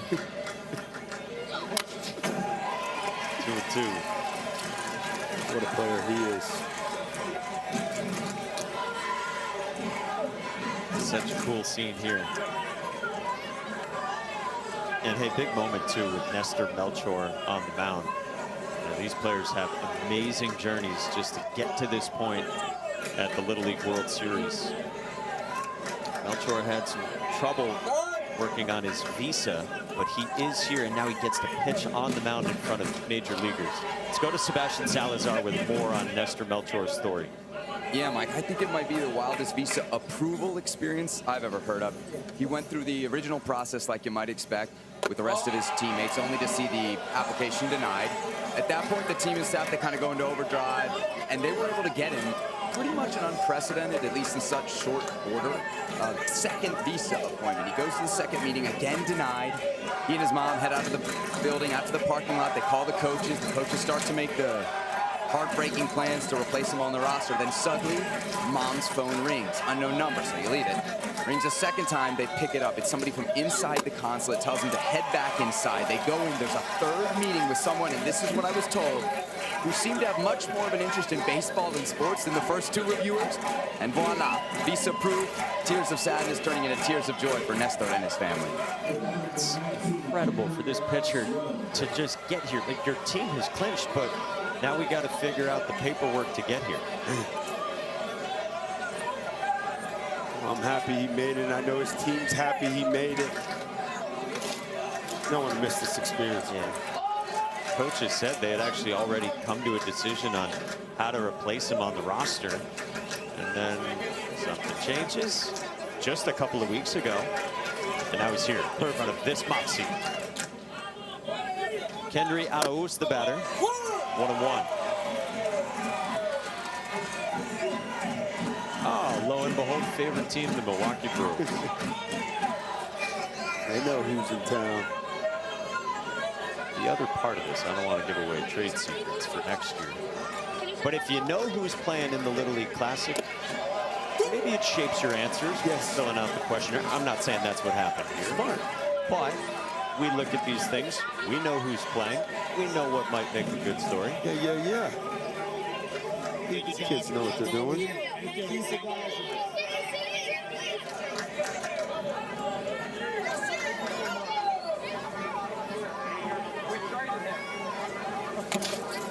Nice job by the catcher. Got it, Garcia. How about that? I mean, behind the back. There's no way he could see that. Sticks go out to the right spot. What a play, keeping that run over at first. That right there is Luis Lara.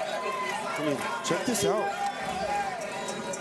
It's a breaking ball that's behind the batter the entire time, and he just stays with it, sticks his glove out. Wow. What a play. Yeah, the guy didn't start the game behind the plate. Got it, Garcia.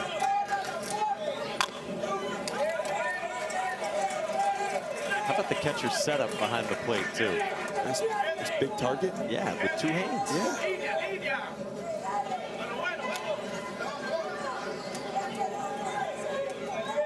He's holding up his bare right hand, too. Yeah, just giving a better visual, better target. As long as he gets that hand out of the way in time.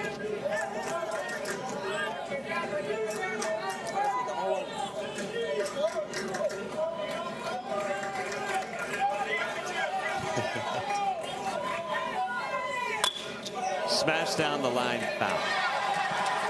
You like that target? Yeah. Yeah. Guys, there's a game going on over here. Oh, the attention is on, rightly so. Best team in baseball arriving. Yep.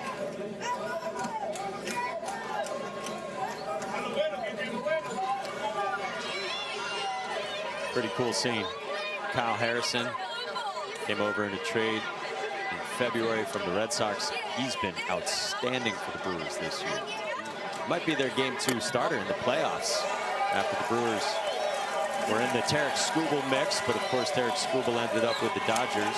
Harrison's had a great year. He's back healthy, slotting behind Jacob Mizorowski. Could never have enough pitching.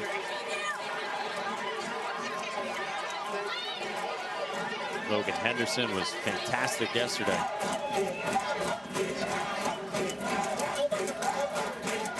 Now visit here for Mexico.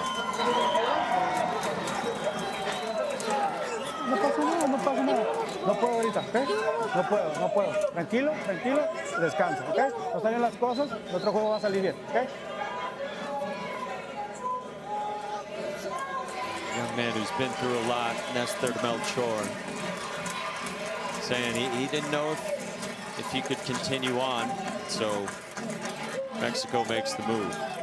Boy, that's a young man who's been through a lot in the last month just to get here. And he can hold his head high through all of this here in Williamsport. Yeah, he should. Well said, Mike.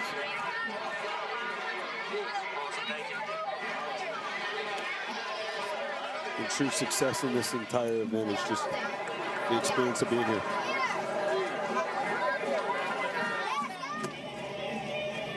Milwaukee has arrived. Again, they played tonight at 7 Eastern over on ESPN and ESPN2. Against the Braves, we will see come here as well. We'll see Ozzie Albies, Ronald Acuna Jr. and company. We expect to have both of them up here in the booth later on today for the Curaçao, South Korea game here at the Little League World Series, which means Ozzie Albies is going to get to watch the same exact Little League that he played for back in the day. So incredible. Rest of the day looks like this. We're about a half hour away from getting started over on ABC with a really high-powered matchup. Iowa and New Jersey. Maybe the two biggest individual players who are stars here so far, Cooper Tisson for Iowa and Mason Rincon for New Jersey. Yeah, they're two guys that they're only 12 years old, and it's so hard to project what someone's future looks like in this game. But those are two guys that when you just watch them, it only takes one pitch, one at bat to be able to see that those guys are different. Super talented players. That's going to be a great one.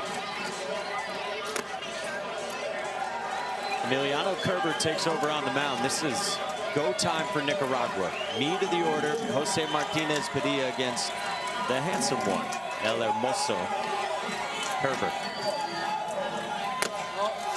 2-0. Nicaragua has no hits today, but 5 walks. Mentioned they scored 6 runs on just 1 hit a couple days ago. I mean, it's pretty clear what their recipe is, that they will take until they see a strike. They have a clearly crafted plan and strategy that the coaches have hammered home with this team, and they're not going to deviate from it. Yeah, it's been so impressive that they have stuck with it this far into the game. Fouled away, 2-2. I like that right there. 2-1 count, 3-0 ball game. You know you're going to get a fastball middle. He took a chance on that pitch right there. Just missed it.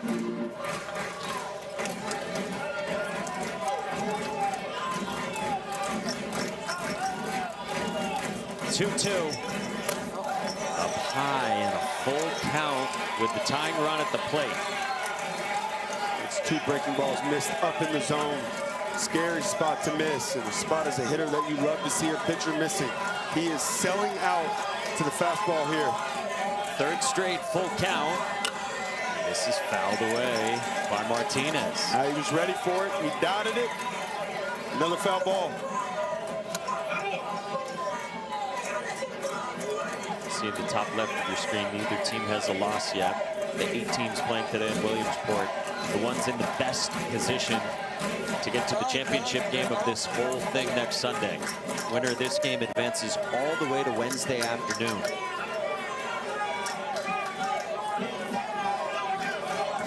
3-2 again.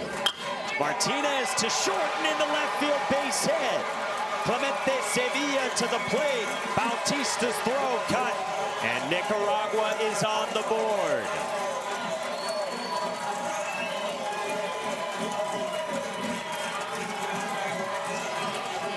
Here we go, Nicaragua.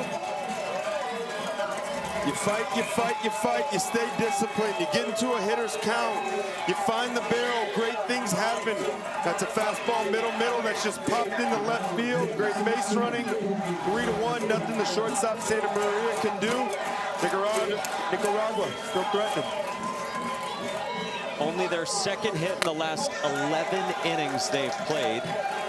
And yet, they're unbeaten, and they got a chance here to cut even closer. Pitching defense, timely hitting. Kenny Jimenez.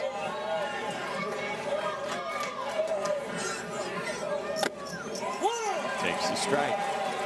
Good one to hit there. Still have yet to see that breaking ball land in the zone, so as a hitter, they're just selling out to that fastball until he proves he can land it. A little hurry-up piece. High, 2-1. A quick pitch action. Like it. Change the timing of the hitter. I also think that's why he missed high. Arm never caught up. Some of the coaching staff says he's a really smart pitcher, Emiliano Kerber. 2-1. Jimenez on the ground at second. Jorge Fonseca to second for 1. Santa Maria for 2.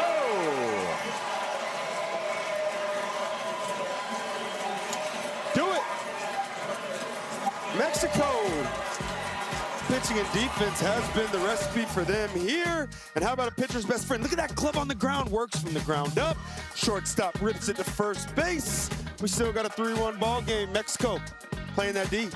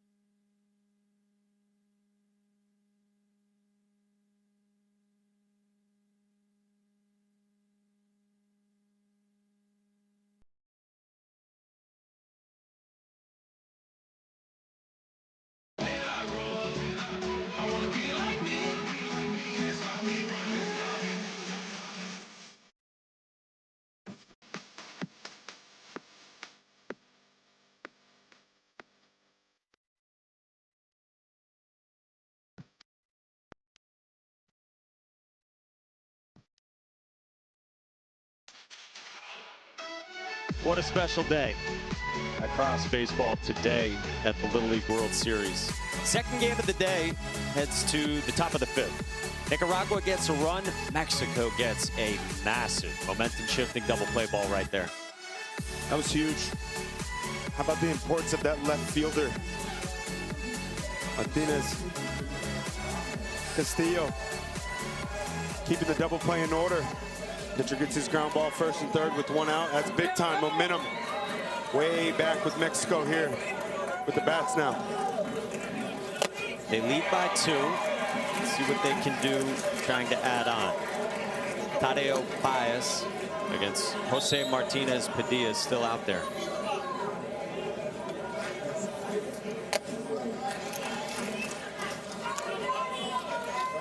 And the winner of this game moves to Wednesday. They play the winner of a game later today, Curaçao and South Korea.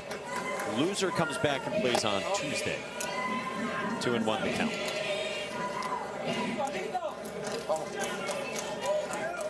Padilla looking to have a quick inning here.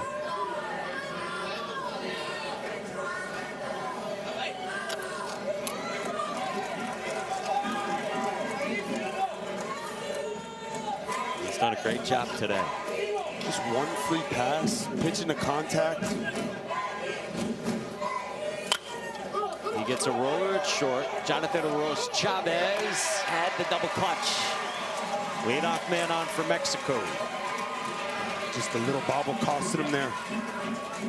60-foot bases means the margins are very, very slim. He does everything right, but trying to get it out of his glove doesn't quite get his grip. An infield single for Baez. This guy's been a lot of fun to watch at shortstop. He's made some big plays for his Nicaragua team through 3 games. I love the way he plays shortstop too. It's downhill, never afraid to play on the run, never afraid to throw on the run. Good little player.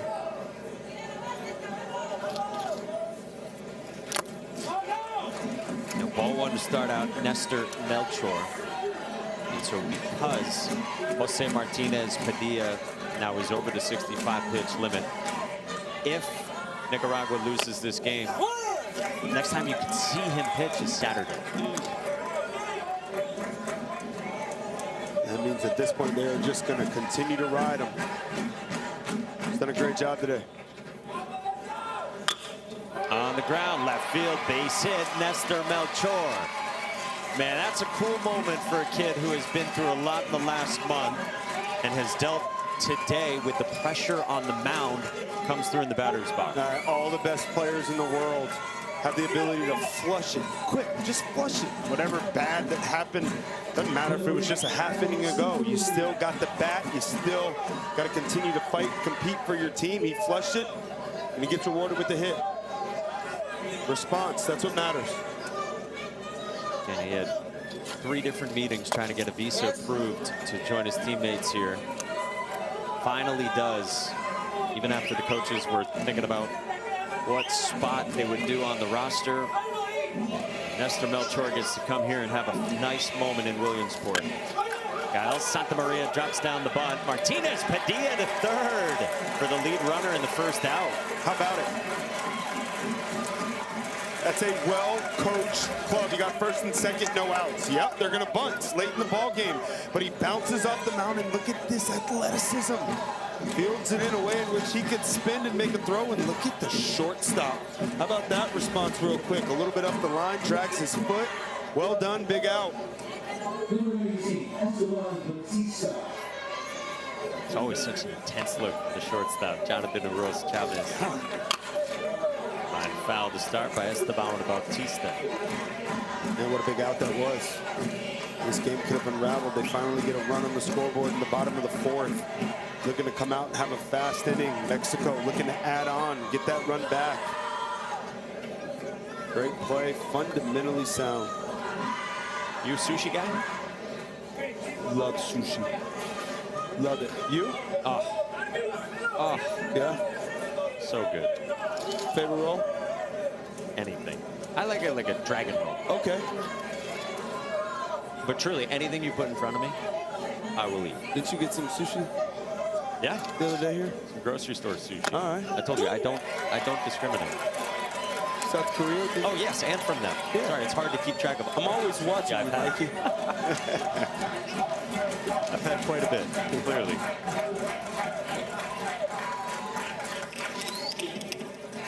O2's cut on and miss, and a big strikeout for Jose Martinez Padilla for out number 2. Hard to find that momentum in baseball, but they get the big out on first and second. No outs with the bunt. Follows it up with 3 straight pitches, 3 straight strikes and a strikeout. Big opportunity for Nicaragua. Head back to the dugout, grab those bats, get out of this thing unscathed. You got to look at Jackson Churio getting ready to chat with Sebastian Salazar. The bilingual Sebastian Salazar and Jackson Churio, one of the great young stars in our game. The Venezuelan, the 22-year-olds, having another good season.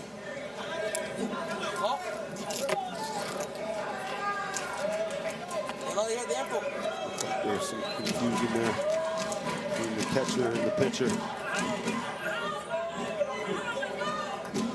Paul Labanot bats. 1 and 2. See a little confidence growing from Padilla too, looking to work quick, pitching with some conviction. And a lead 2 aboard. Cued off the end of the bat. Jose Martinez Padilla does a great job to keep this a 2-run ball game. Great vibes at Volunteer Stadium. And when we come back, Jackson Churio sits down with Sebastian Salazar.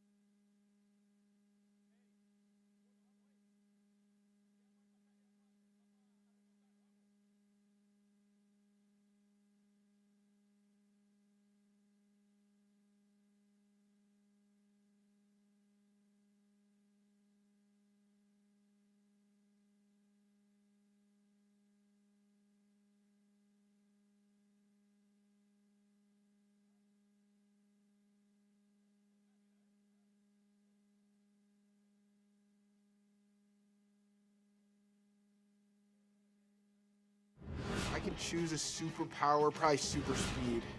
That would be quite helpful on the baseball field. Something like time control, like slowing down time. Teleportation. Unlimited durability. My superpower would probably be flight.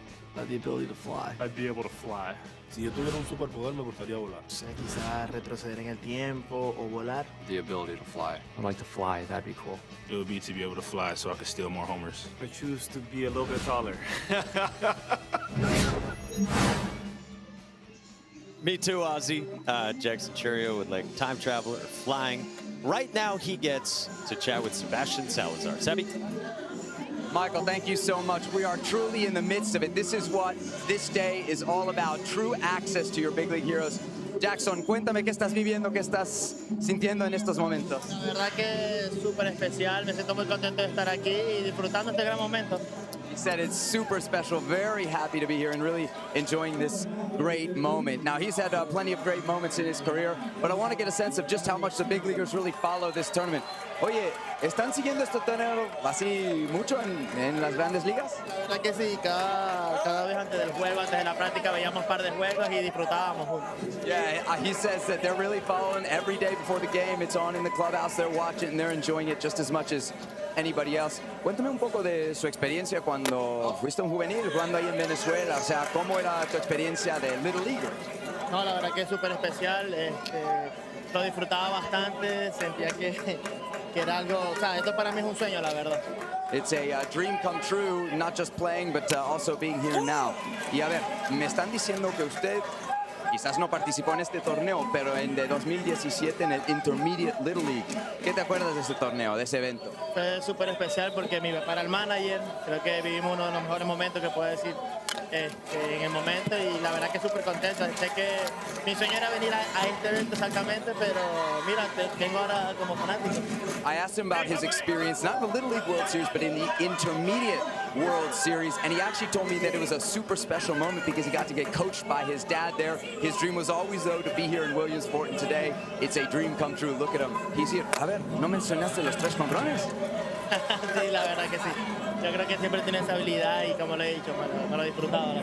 I asked him, he didn't mention the 3 home runs that he hit at that event. Yeah, he remembers them, and he obviously enjoyed them very much. A ver, estamos aquí con la gente de Latinoamérica. ¿Qué te hace sentir estar aquí con tu gente, con la región de donde sale Venezuela? Sí, no, la verdad que contento. Sé que hay bastante gente buena aquí y agradecido siempre con el apoyo que nos dan. He's very happy for all the support that he's seeing, not just for the Nicaraguan kids from all of Latin America, but also the support that he feels very much as a big leaguer.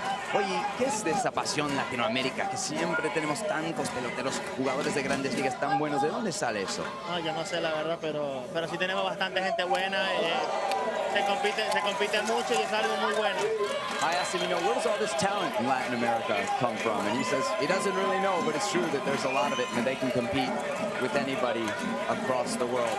A ver, cuéntame de cómo ves esto y el hecho de, o sea, solo tienes 22 años, pero ahora eres un ícono, alguien que todos estos niños están viendo y pensando si esto podría ser lo que ellos hacen. ¿Eso qué significa para ti? No, la verdad que para mí es un sueño, la verdad. Me considero alguien súper bendecido, agradecido con Dios por todas las oportunidades que me ha dado. Creo que más que pedirle tengo que agradecerle y nada, yo creo que el consejo para todos los niños es que sigan sus sueños y que nunca se rindan. He's got some great advice for kids to follow their dreams, to never give up. And he says, you know, he thanks God really for all the opportunities that have got him here. Algo notaste ahí interesante. Estamos aquí del lado de la llave internacional. We're over here on the international bracket. Niños como usted, ¿no? Que quizás tenían ese sueño de jugar en grandes ligas. Kids like him who wanted to play in the big leagues, but being from other parts of the world might have seemed very far away, improbable. Quizás para esos niños se parece difícil, ¿no? Verse en las grandes ligas siendo de otras partes del mundo. Tú que lo has hecho, ¿qué les dirías a esos niños? No, la verdad, como lo he dicho antes, que nunca se rindan, que sigan sus sueños, que se esfuercen bastante por lo que quieren y que si lo pueden creer, lo pueden hacer. I asked him, you know, what would he say to those kids that are like him from the international bracket here in Williamsport, dreaming of maybe a big league future? And he says, go for your dreams and you'll get them. Guys, back to you. Sebastian, you are an amazing talent. That is a bright smile from Jackson Churio. It's so cool to hear. And Jackson has said that the team he played with his whole life, including at that Intermediate World Series, levels above this, played with those kids his whole life from Maracaibo. Family. And you know, they play for such big whys. It's for the island, it's for their family, it's for the love of the game. It's because they enjoy it. And they're obviously extremely talented. I mean, you look at the big leagues up and down the roster, Latin America is everywhere. They play the game the right way. They're fundamentally sound. They practice a ton. That family culture, growing up with that same group of kids and playing for each other, I think it's a big reason why they have so much success when they get to the big leagues. A reminder, tonight, right here on ESPN, 7 o'clock Eastern time, it's the MLB Little League Classic. That's why Jackson Churio and the Brewers are here. They're squaring off with the Braves. At 7 Eastern, just a little far from now. It all starts at 6 Eastern with the baseball tonight. And then over on ESPN2, you, myself, and Todd Frazier, 2 of the 3 of us played here in the Little League World Series. I won't let you guess who didn't play here. We will have an alt cast. It's an alumni cast. So it's you, Todd, guys who played here before. And then we'll have guests join us throughout the night. Other greats who played here. Lance Lynn, Jason Marquis, Major League All-Stars who back in the day played here, were their buddies growing up too. Yeah, I'm so excited to do that tonight, Mikey. And You know, I grew up watching Todd Frazier play and Jason Marquis. I was a huge Braves fan, and you know, I just look at this Little League World Series and you think about all the greats that have played in this, and then having the opportunity to do this tonight with you and Todd Frazier and covering big league baseball, an organization I used to coach for. It's going to be an amazing night. Big strikeout from Emiliano Kerber against Marvin Gomez. One away. Rear back and fire all the way down. And the count 3-0, comes back and fires 3 strikes. It's huge, just 1 hit today. Walks, hit by pitches, has been most of the traffic. Continue to pitch to contact.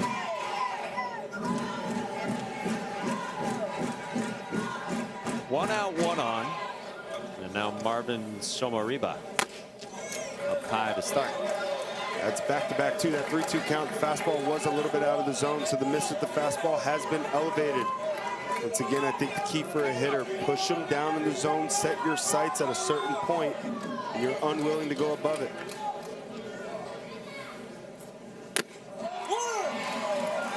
Nice. Top of the zone there. That's not the pitch he's looking for.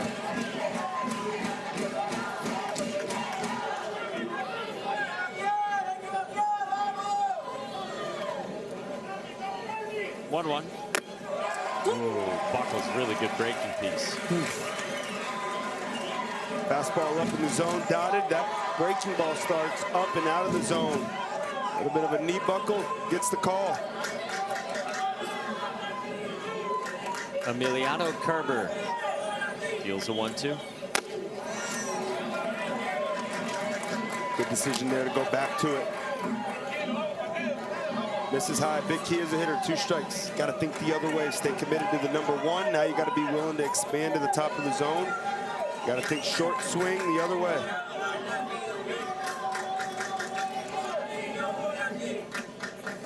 Two.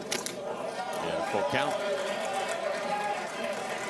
I mean, this is Milwaukee Brewers-esque offense. Lowest chase rate in baseball. And that's what you get out of Nicaragua. Yeah, hitting's hard enough. You get to plus counts for hitters. You got to take advantage. Inside, and a second free pass this inning. Joshua Mercado got hit by a pitch, and Marvin Sobariba works the walk. Some of the Brewers players heading to what is called the Grove here. It's where the teams stay at the Little League World Series. Oh, the Grove's a special place. A lot of ping pong, storm-style living, and it's like this secluded paradise where you do feel like you can get away from all this craziness and kind of go back to a little bit of normalcy when you're here in this event. But it's amazing, man. The pool is great. Didn't get to spend too much time in the pool with my dad, but yeah, it was amazing, man. Everything about this experience is perfect. You guys were pretty locked in. Oh, Tony Travis didn't play. Devin Travis, now a big kid here. He does. We're back after this.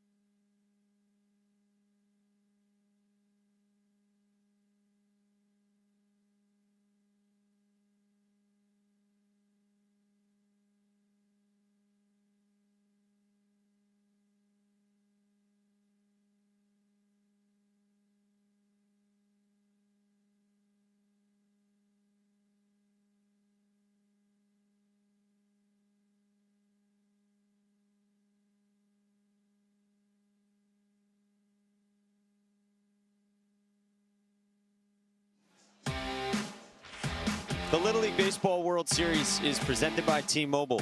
The Little League World Series hits different with T-Mobile. The Milwaukee Brewers, the first to arrive before they played the Braves. 6 hours from now in town, you want to meet your idols. Devin Travis, what was it like meeting Gary Sheffield? I was nervous. I don't really get nervous too often, but that was crazy. I heard Gary was here, and I know we were talking about maybe doing it. A small part of me was like, don't come up here, don't come up here. I'm not ready. That was incredible, man. It just comes full circle, right? So cool. How about South Korea? They're getting ready to play against Curacao. On your way over to get ready for your game, meet Bryce Durang, Garrett Mitchell and company before your game. Now that's even cooler. That's even cooler. Real life heroes. That's coming up later here on ESPN. Wow, a pitching change for Mexico. Nicaragua in the bottom of the 5th inning as the tying run aboard. Gael Santamaria moves from shortstop to the mound. Fan of Michael Jordan. Good choice. Go.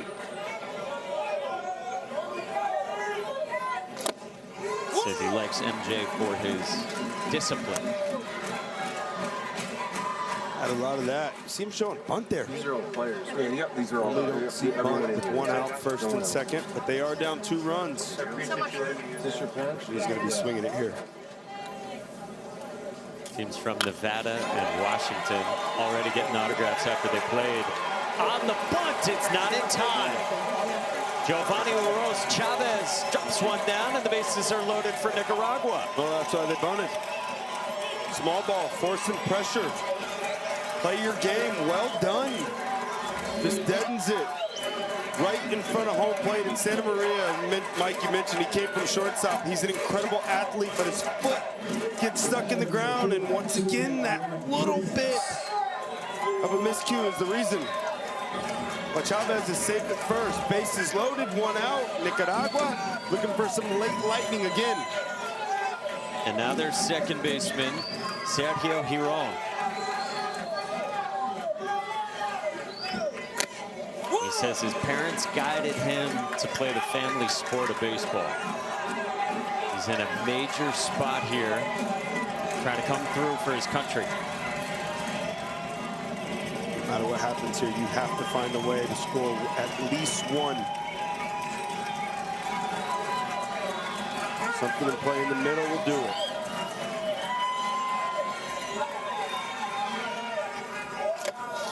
Good take, 1-1.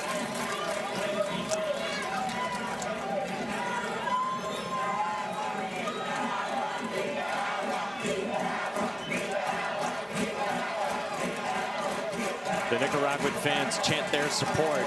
This place is rocking.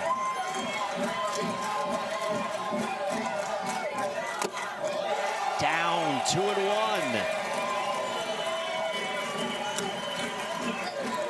More good at bats, more the same discipline, getting into good counts. Here's a hitter. You have him queued up. You see the run on that fastball, so you're pushing him up and out over the plate, and you're looking to drive something right back through the middle. And imagine, man, just a 12-year-old kid in a situation like this. The natural thing to happen would be you get super excited, but I've been impressed this at-bat by Fuentes. He looks calm. The best run producers let the game come to them in these moments. 2-2. A little tardy on that fastball, Mikey, but I like the approach. That 2-seam action, you want to stay inside the ball. Looks like he's thinking more right center. Good place to be.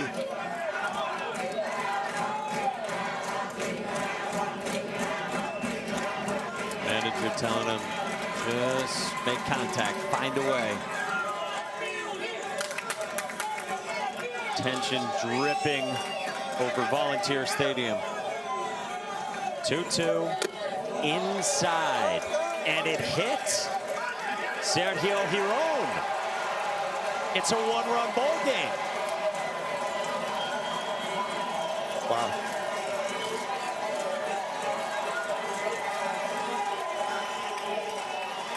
Just playing their game.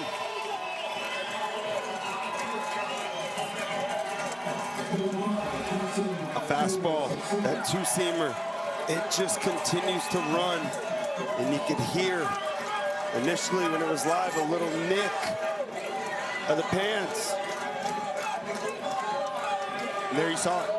Pants folded. 3-2 game. Now Justin Martinez Castillo, starting left fielder for Nicaragua, one of their most demonstrative hitters, an entertaining watch in the box.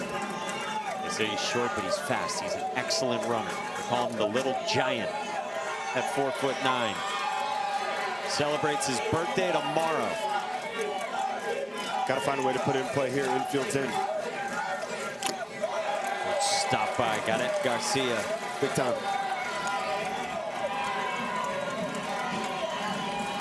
A 3-2 ball game late. It's the bottom of the 5th inning. Mexico up 1. 12-hole hitter. It's infield in, so the play here is at home for these infielders.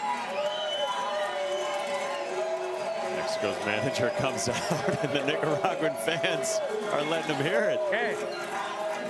No, tú vas a hacer el jale. Tú lo vas a hacer el jale. Nomás hay que calmar las cosas, pues. ¿Sí me entiendes? Ya lo tienes ahí. ¿Qué cuenta tienes? Mira, 1 y 1. Rola contigo, vas a home, vas a home, van a home, van a home. Buenos tiros, aseguramos. Hey, tú lo has hecho 1000 veces esto. ¿Estás de acuerdo? Entonces demuestra, Gay. Vamos arriba. It's okay. Bad things happen. It's okay, Pancho Fimbre says. He said, anything, we're going home with the throw. And then he said to his pitcher, you've done this 1,000 times. Show it, demonstrate it, let's go. It's a Mexico team where all the players have actually worked with a sports psychologist. They're 11 and 12. The 1-1. Martinez Castillo with a big cut. I like it. Little man taking a rip there. Now here with 2 strikes, you want to shorten up a bit. Once again, huge importance. Got to get this ball in play. Chance of Justin. The 1-2 to him. On the ground, towards short. Emiliano covered the double clutch. We're tied.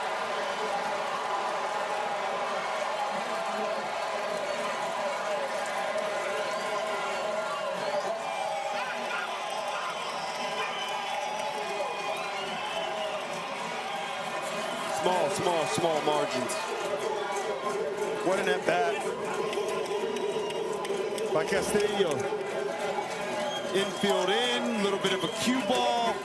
And that tiny double clutch again is the difference in the play. Great base running, never look for the ball. Foot's down on the plate in time. Right call. We got a new ball game here in the bottom of the 5th. Crazy inning.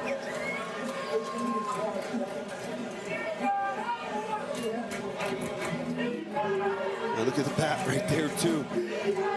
The awareness, the slide around the bat. Yep, he does get it on there. Now, the only thing you could say, if you're parsing it, was the foot definitively down on the plate. It's absolutely on top of, above the plate. Yeah. Just parsing here, but was it definitely touching home plate before the throw reaches the catcher's glove? Yeah, we'll take another. The call in the field was safe, Mikey. I think you got a valid point. It's going to be really hard to overturn. And the run, they say, does score. Okay. After Mexico challenged, they confirm it. And this game is tied. Boy, how about the heart-stopping games Nicaragua's played? 2 walk-off defensive plays to win it their first 2 games, and now this. Leadoff man Jonathan Uros takes ball 1 from Gael Santamaria.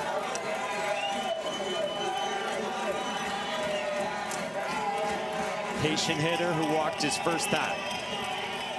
Struck out looking last at bat on a 2-seam away.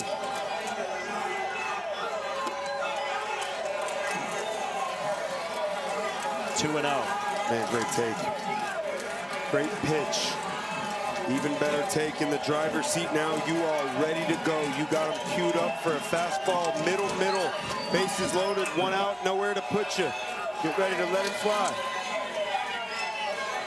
2-0. Down to Jonathan Uros, while his twin brother represents the go-ahead run at third base.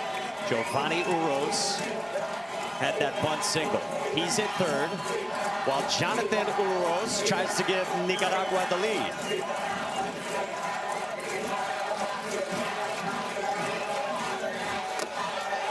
Down, ball 4.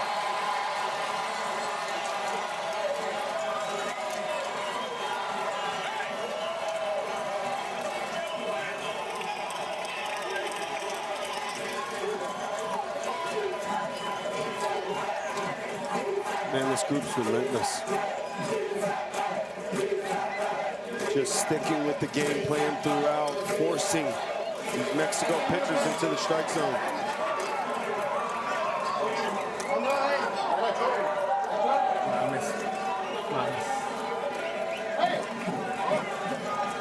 And now Mexico is forced to go to its 3rd different pitcher this inning. Nicaragua with the Twins. The Uros twins coming through. They're the Oakland A's money ball approach. They don't chase. It's incredible.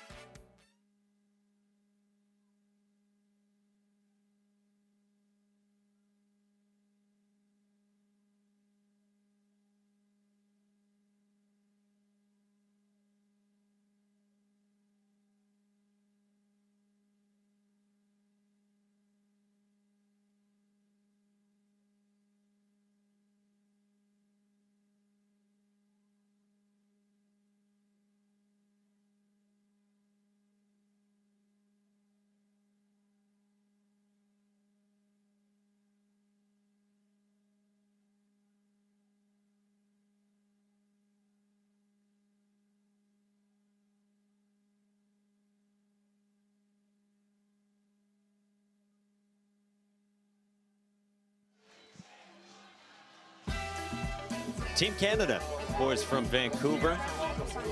They've had some impressive moments here. They got a nice win yesterday against Australia. Playing some good baseball. They love game number 2 here in Williamsport. Now 8-0. Their last 8 games. They're loving this experience as well. Meantime, here elsewhere in the international bracket, what a job by Nicaragua. 3 runs and maybe counting here in the bottom of the 5th to grab a lead. It's been so impressive watching this offense work. Think about buying into a game plan that has to be 1 through 12. They all have. They stick to their strike zone. It's a disciplined approach. And this club believes that if we stick with our game plan for 18 outs of a ball game, that we're going to be hard to beat. It's 3 runs this inning, 4 runs in the 6th inning of their last game, so they like to attack late. Moises Estrada, the batter. Let's check in with Sebi. Guys, we got something special happening here. Remember, we told you during Nicaragua's first game, no parents of this team were able to travel from Nicaragua to be here. So the support you're seeing of the Nicaraguan American community, huge, literally. We got 40, 50 people over in a family section. You hear the chants. They've traveled from all over, Pennsylvania, New York, New Jersey. Got a couple here from Nevada. I got to shout out the Molina family. They rolled in 9 deep all the way from Toronto. Before the game, I'm down there. I asked the whole group, we got any relatives here of anybody? The response back, todos padrinos hoy. We are all godparents today. Love seeing this support for the boys from Leon. Yeah, that doesn't give you goosebumps. I don't know what will. Mighty cut from Moises Estrada, 1 and 2. Big cut, and I like it. I like the walk around the box, too. A little bit of a reset. Got to shorten up here with 2 strikes, but look at that crowd, man. They're all godparents. No parents of these boys here. It's amazing, man. So these fans assume, again, that godparent role. Family. 1-2. Least to left field by Moises Estrada. All the way to the wall. He rode. Martinez score. 2 more for Nicaragua.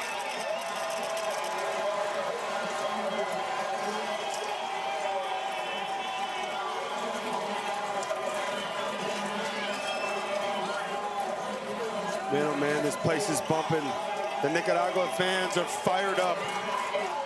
What a piece of hitting right there with 2 strikes. Big Hacks gets the 2 strikes, shortens up on the bat, hits a rocket shot all the way to the wall. 2 more runs across, 6-3, Nicaragua.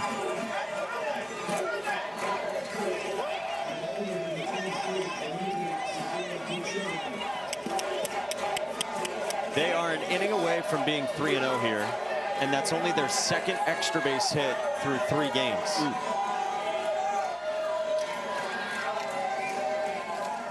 Second and third for Clemente Sevilla.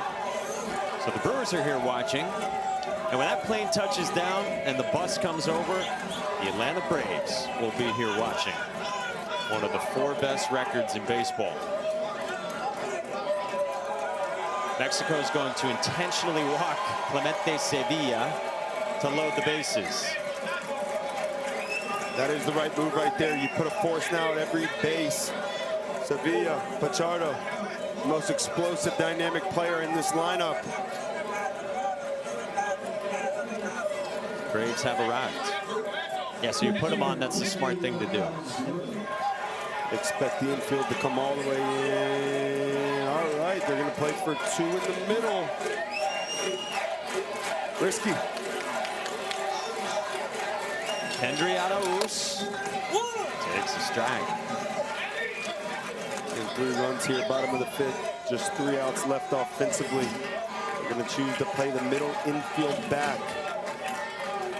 Imagine they want to make sure that runner doesn't score. I'd like to see him at least halfway in this situation. Good stop by Gareth Garcia on the breaking ball from Paul Labanat.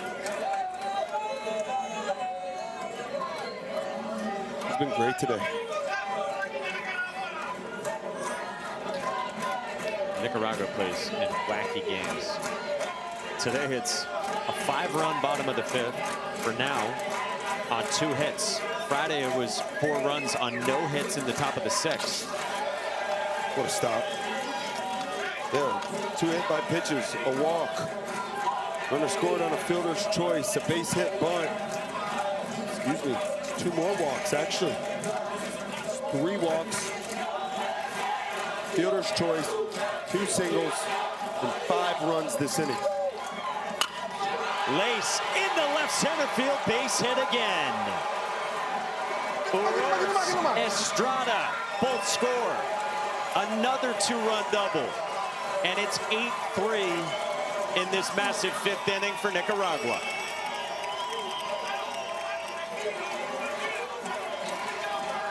When an offense gets hot, man, they're just hard to stop. The belief, the crowd, they are surely playing a role this inning. This belief, continuing to stick with it.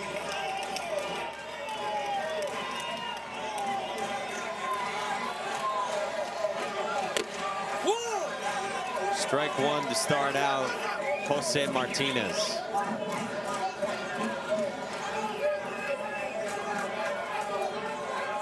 Looks like the infield now starting to creep in.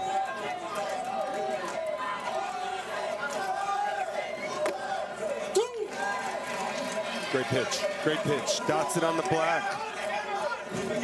Still got 3 outs left. You got to fight here. You're down 5. Cannot allow any more in.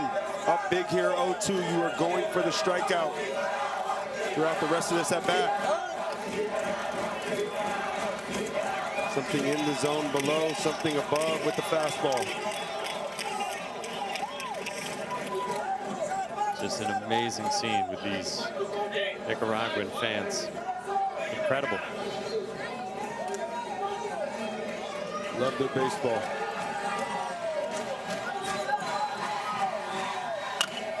Bouncer, stabbed. Labanat looked the runner back. Now Messina has a runner hung up. There's 2 down for now, trying to get out of this inning. Messina to the plate. Garcia the tag on Sevilla, and that is perfectly handled. Hey, that was a great job by Messina right there. He ends the inning, but Nicaragua explodes for 7 runs in the bottom of the 5th, trying to continue the magic. The jump fist bump, you don't see that one often. Nah, his team's fired up. They're playing great baseball. They love their country. And some of the fans, to the top of the 6th, we go.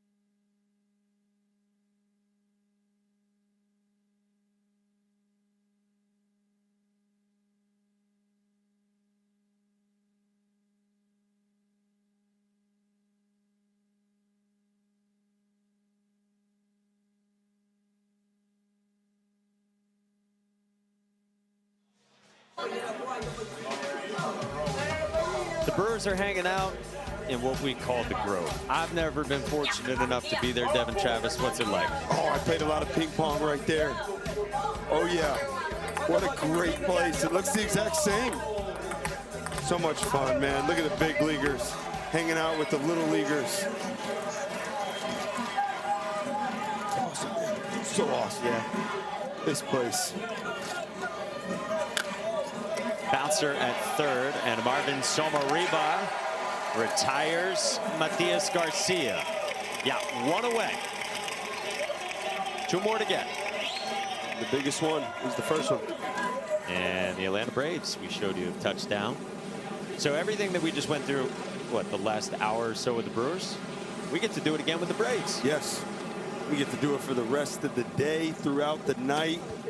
Got the Little League Classic going on. Can't wait. Oscar Mateo Montañez, batter for Mexico in the 2 spot. For Mexico, it's just one pitch at a time. You got to find a way to stack good at bats. Base runners. Pitch count approaching the limit of 85 for Jose Martinez Padilla. So if the at-bat doesn't end on this pitch, now this is officially his last batter. What a great job he's done. He's just stuck with it the entire time. Pitching from behind, keeping his team in the ball game. 4-pitch walk. Montañez aboard. That's how it starts. That'll be the end for Jose Martinez Padilla. Heck of a job. Man. Just 2 free passes throughout the entire day. 5 hits allowed, minimized a lot of damage throughout his outing. Kept his team in the ball game just long enough.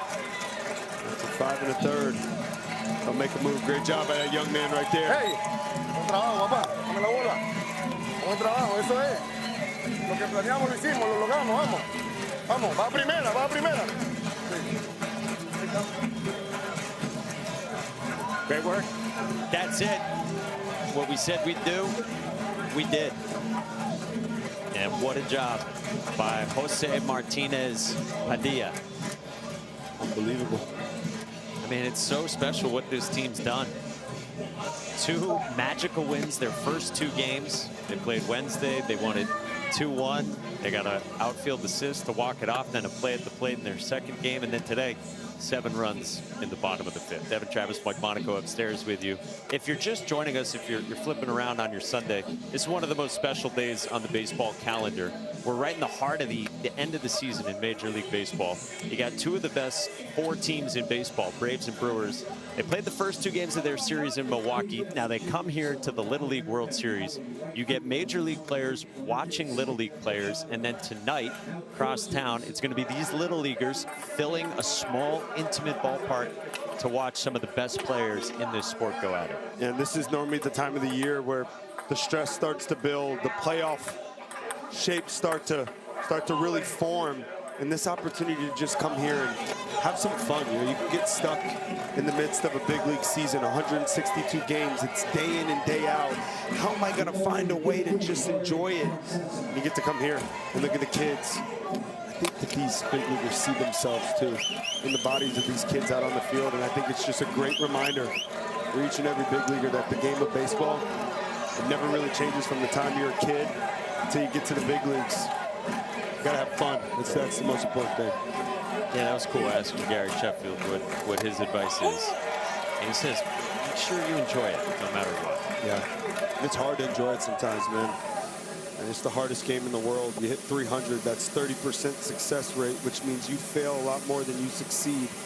So finding that joy is difficult at times, but I think that what we see on this field here today is playing for your country, playing for the name on the front of your jersey, playing for your brothers, making sure your why is greater than just you. It's about the team and your people that helped you get here.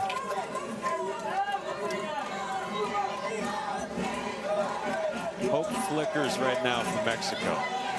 Should this score hold, should they fall, they still stick around. They come back on Tuesday, double elimination format. Hot shot, center field, base hit. Jorge Fonseca off the new pitcher, Giovanni Uros Chavez. 2 on for Mexico. Here we go. A little late rally, little belief. Starts to pick up a little bit for this Mexican club. They played great baseball all throughout this game. It's just been one bad inning, but they will fight to the end.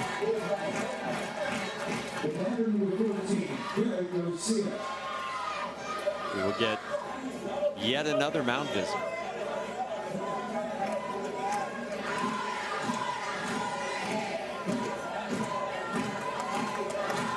Braves. Lo que menos poseemos nosotros son Get ready for the buses. Nosotros tenemos coraje. Apunte coraje y corazón, estamos haciendo las cosas, ¿ok? Vamos a terminar esto. Un strike, papá, tú lo puedes hacer. Tú soy el mejor en esto, vamos. Vamos a hacerlo. Vamos, vamos, tranquilo, vamos. A tu juego ya.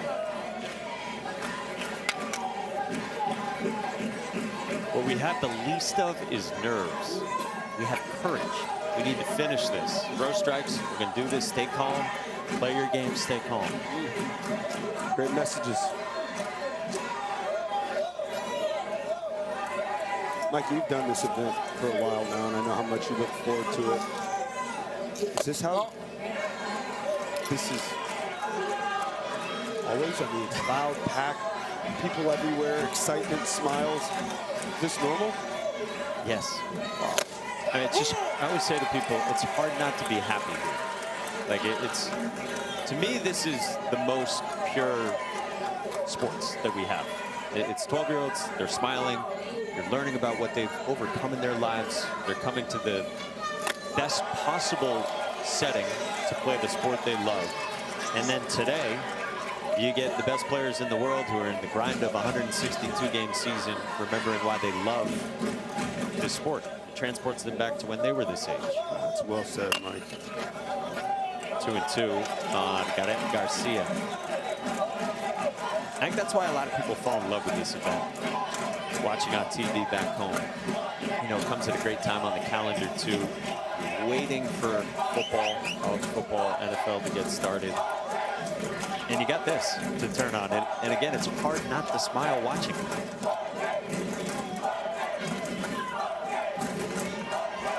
They haven't stopped smiling. Yeah. 2-2.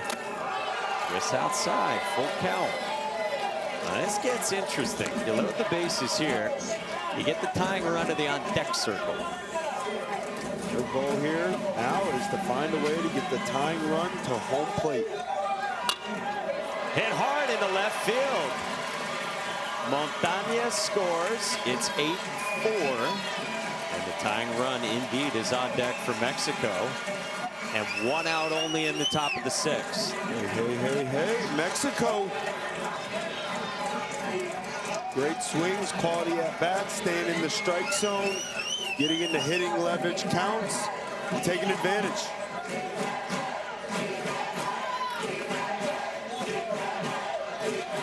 Emiliano Kerber is the 5-hitter. He's had a productive day at the plate. Takes strike 1. Walked and scored in the 2nd. Drove in a run with a ball on the ground at 2nd in the 4th. Can he get aboard for Mexico? With a big thumper looming behind him in the lineup. That's a strike, and it's 0-2. We got Rafael Messina on deck. Guy who idolizes Big Papi. Waiting for a chance. Just off, good take. Nothing you were going to do with that one anyway. Takes a deep breath. Here's no strike call. On to the next pitch.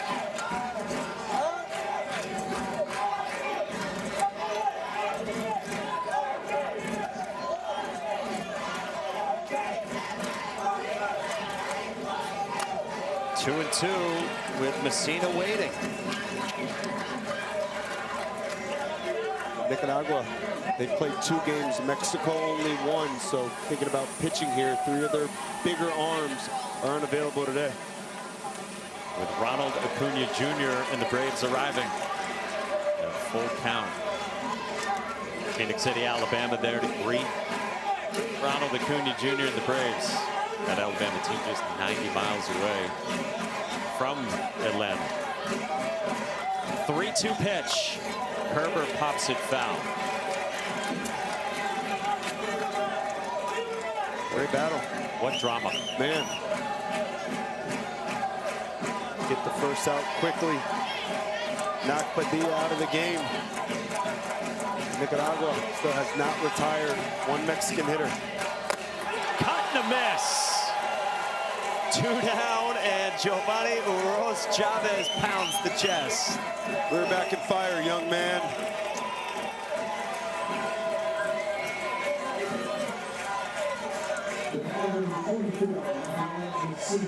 That elevated fastball just looks so good out of the hands to any hitter.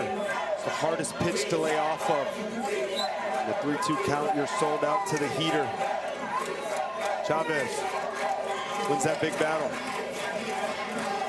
And so only 2 on for the dangerous Rafael Messina. Nearly homered his last time. Drove one to deep center field straight away. Ooh, big pop, just missed it. And that breaking ball right there just missed hitting his leg. Happens again, you want to hold your ground.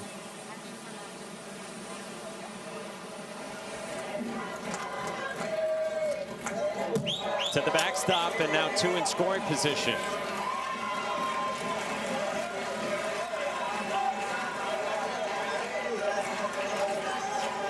For Nicaragua, those 2 runs out there mean nothing in the grand scheme of this ball game. So as a pitcher, you're just looking to attack. And he attacked that fastball. What a good looking swing.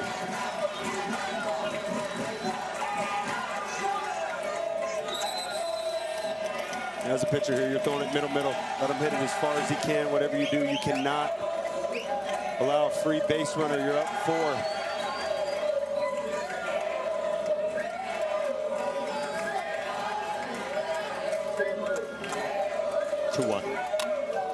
Mighty cut, 2-2. Chavez trusted his stuff. 2-strike count.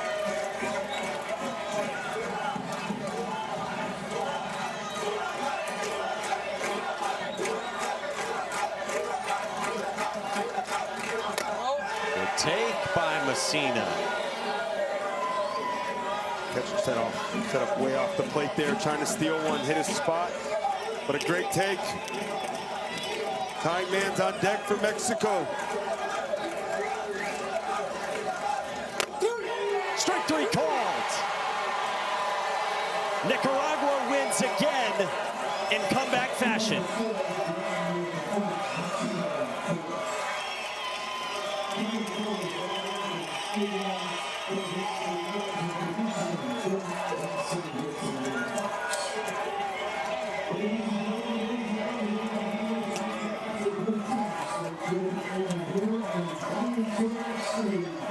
They advance all the way to the international semifinals on Wednesday. How about it? Down 3 runs for more than half of this ball game.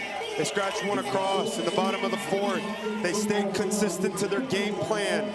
It was discipline. It was staying in the strike zone. It was taking advantage of free passes and mistakes in a 7-run 5th inning. And that was all they needed. It'll give you goosebumps. Yeah. What a ball game. This Mexico team, man, they're dangerous.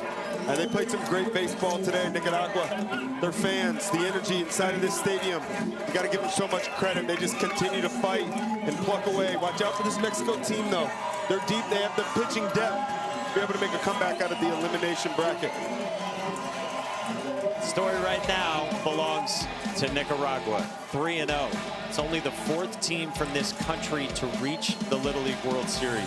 Nicaragua has never won a Little League World Series title. All the way back in 1970, they had a team that finished in 3rd place. This is the best chance they've maybe ever had since then, nearly 60 years ago, to win the whole thing. No, it's a complete team. They're fun to watch. They play with a ton of energy, and I just love the passion that they exude. They were down this whole ball game. There was no hanging your heads. There was no bad energy or slumped shoulders. It was let's continue to fight and let's make them beat us for 18 outs. And because they stayed with it in that game plan, they got it done. The Uros twins were a big part of it. Sebastian. That's right, Mike. I got Jonah and Gio here. One of them got the go-ahead walk. He earned it. The other scored the go-ahead run. Just an amazing moment for these brothers and this team. Cuéntame, ¿qué estás sintiendo en estos momentos? Felicidad y darle gracias a Dios por la victoria. Nos permitió llegar más allá donde pensábamos llegar. Darle gracias por la victoria contra México.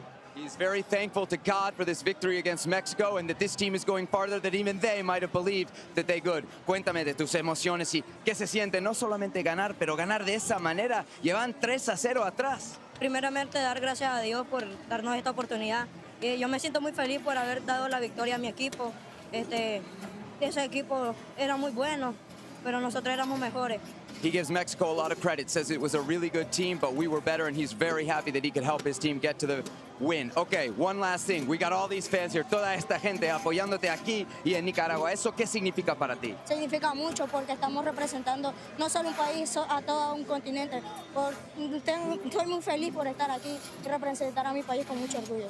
He's very happy to be here representing his country with a lot of pride and very happy to have all these people cheering him on. A ver, toda esta afición, todo ese público, ¿qué te hace sentir? Mucha felicidad por darnos un apoyo emocional también, como los familiares que están en Nicaragua que no pudieron asistir a este juego. Yeah, he makes a great point that all the family members that couldn't come here, this support means a lot. The boys here representing not just their country, but the whole region of Latin America. Guys, back to you. Sebi, amazing. The twin brothers, Jonathan and Giovanni, they played a massive part in this game. All right, we're going to get you up to the studio. The Brewers are here. The Braves are on their way. A reminder, Iowa and New Jersey going on right now on ABC. For Devin Travis, Sebastian Salazar, and our entire crew, Mike Monaco, saying thanks for joining us. This is a special day in baseball. Let's get you up the hill to Loga Lindo. Mikey, thank you so much. Hanging out here with Jack DeLongshaw in what is one of the coolest baseball experiences that you can imagine. If you love baseball, like all of us here in Williamsport, Pennsylvania do, this is heaven. We have the top Little Leaguers in the world and some of the best Major League Baseball players in the world right now here in Williamsport at Little League International. 11:37, the Brewers touch down. They get on the bus. Who's on the bus with them? Mr. Pencil Talk himself, Jack DeLongshaw. What was that experience like, getting on the bus and making that ride here to Lomity with the Brew Crew? So many thoughts and feelings, right? Not only is this just a major league team, this is the #1 team in baseball right now. So with these folklore-type heroes, they're now coming into these guys' world, right? Like, these guys have been the superstars of the sport calendar over the last week. So to get to watch Garrett Mitchell and Bryce Terang coach up the next generation of future stars, truly incredible. And to be honest with you, to be a fly on the wall and to get to pick their brain, it was really inspired to be a part of. I mean, we're all big kids right now. And that's the beautiful thing about Williamsport. It does not matter how old you are.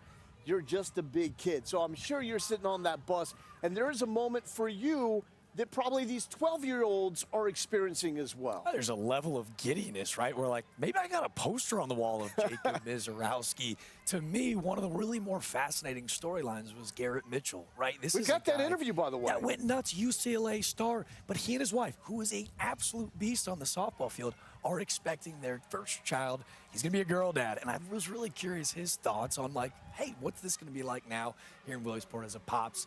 Take a listen. It was really cool to be a part of. Here with Garrett Mitchell, the Milwaukee Brewers. Garrett, this is such a unique day, a unique experience. What are you most excited for in your time in Williamsport? Just getting to spend time with the kids. I remember, like it was yesterday, being their age and looking up to baseball players, having a dream to one day make it and play in the big leagues. And to be in our position now, being able to do something like this, there's nothing better. You played Little League baseball, right? Do you remember the nerves and anxieties? Like, these kids played in front of 15 to 20,000.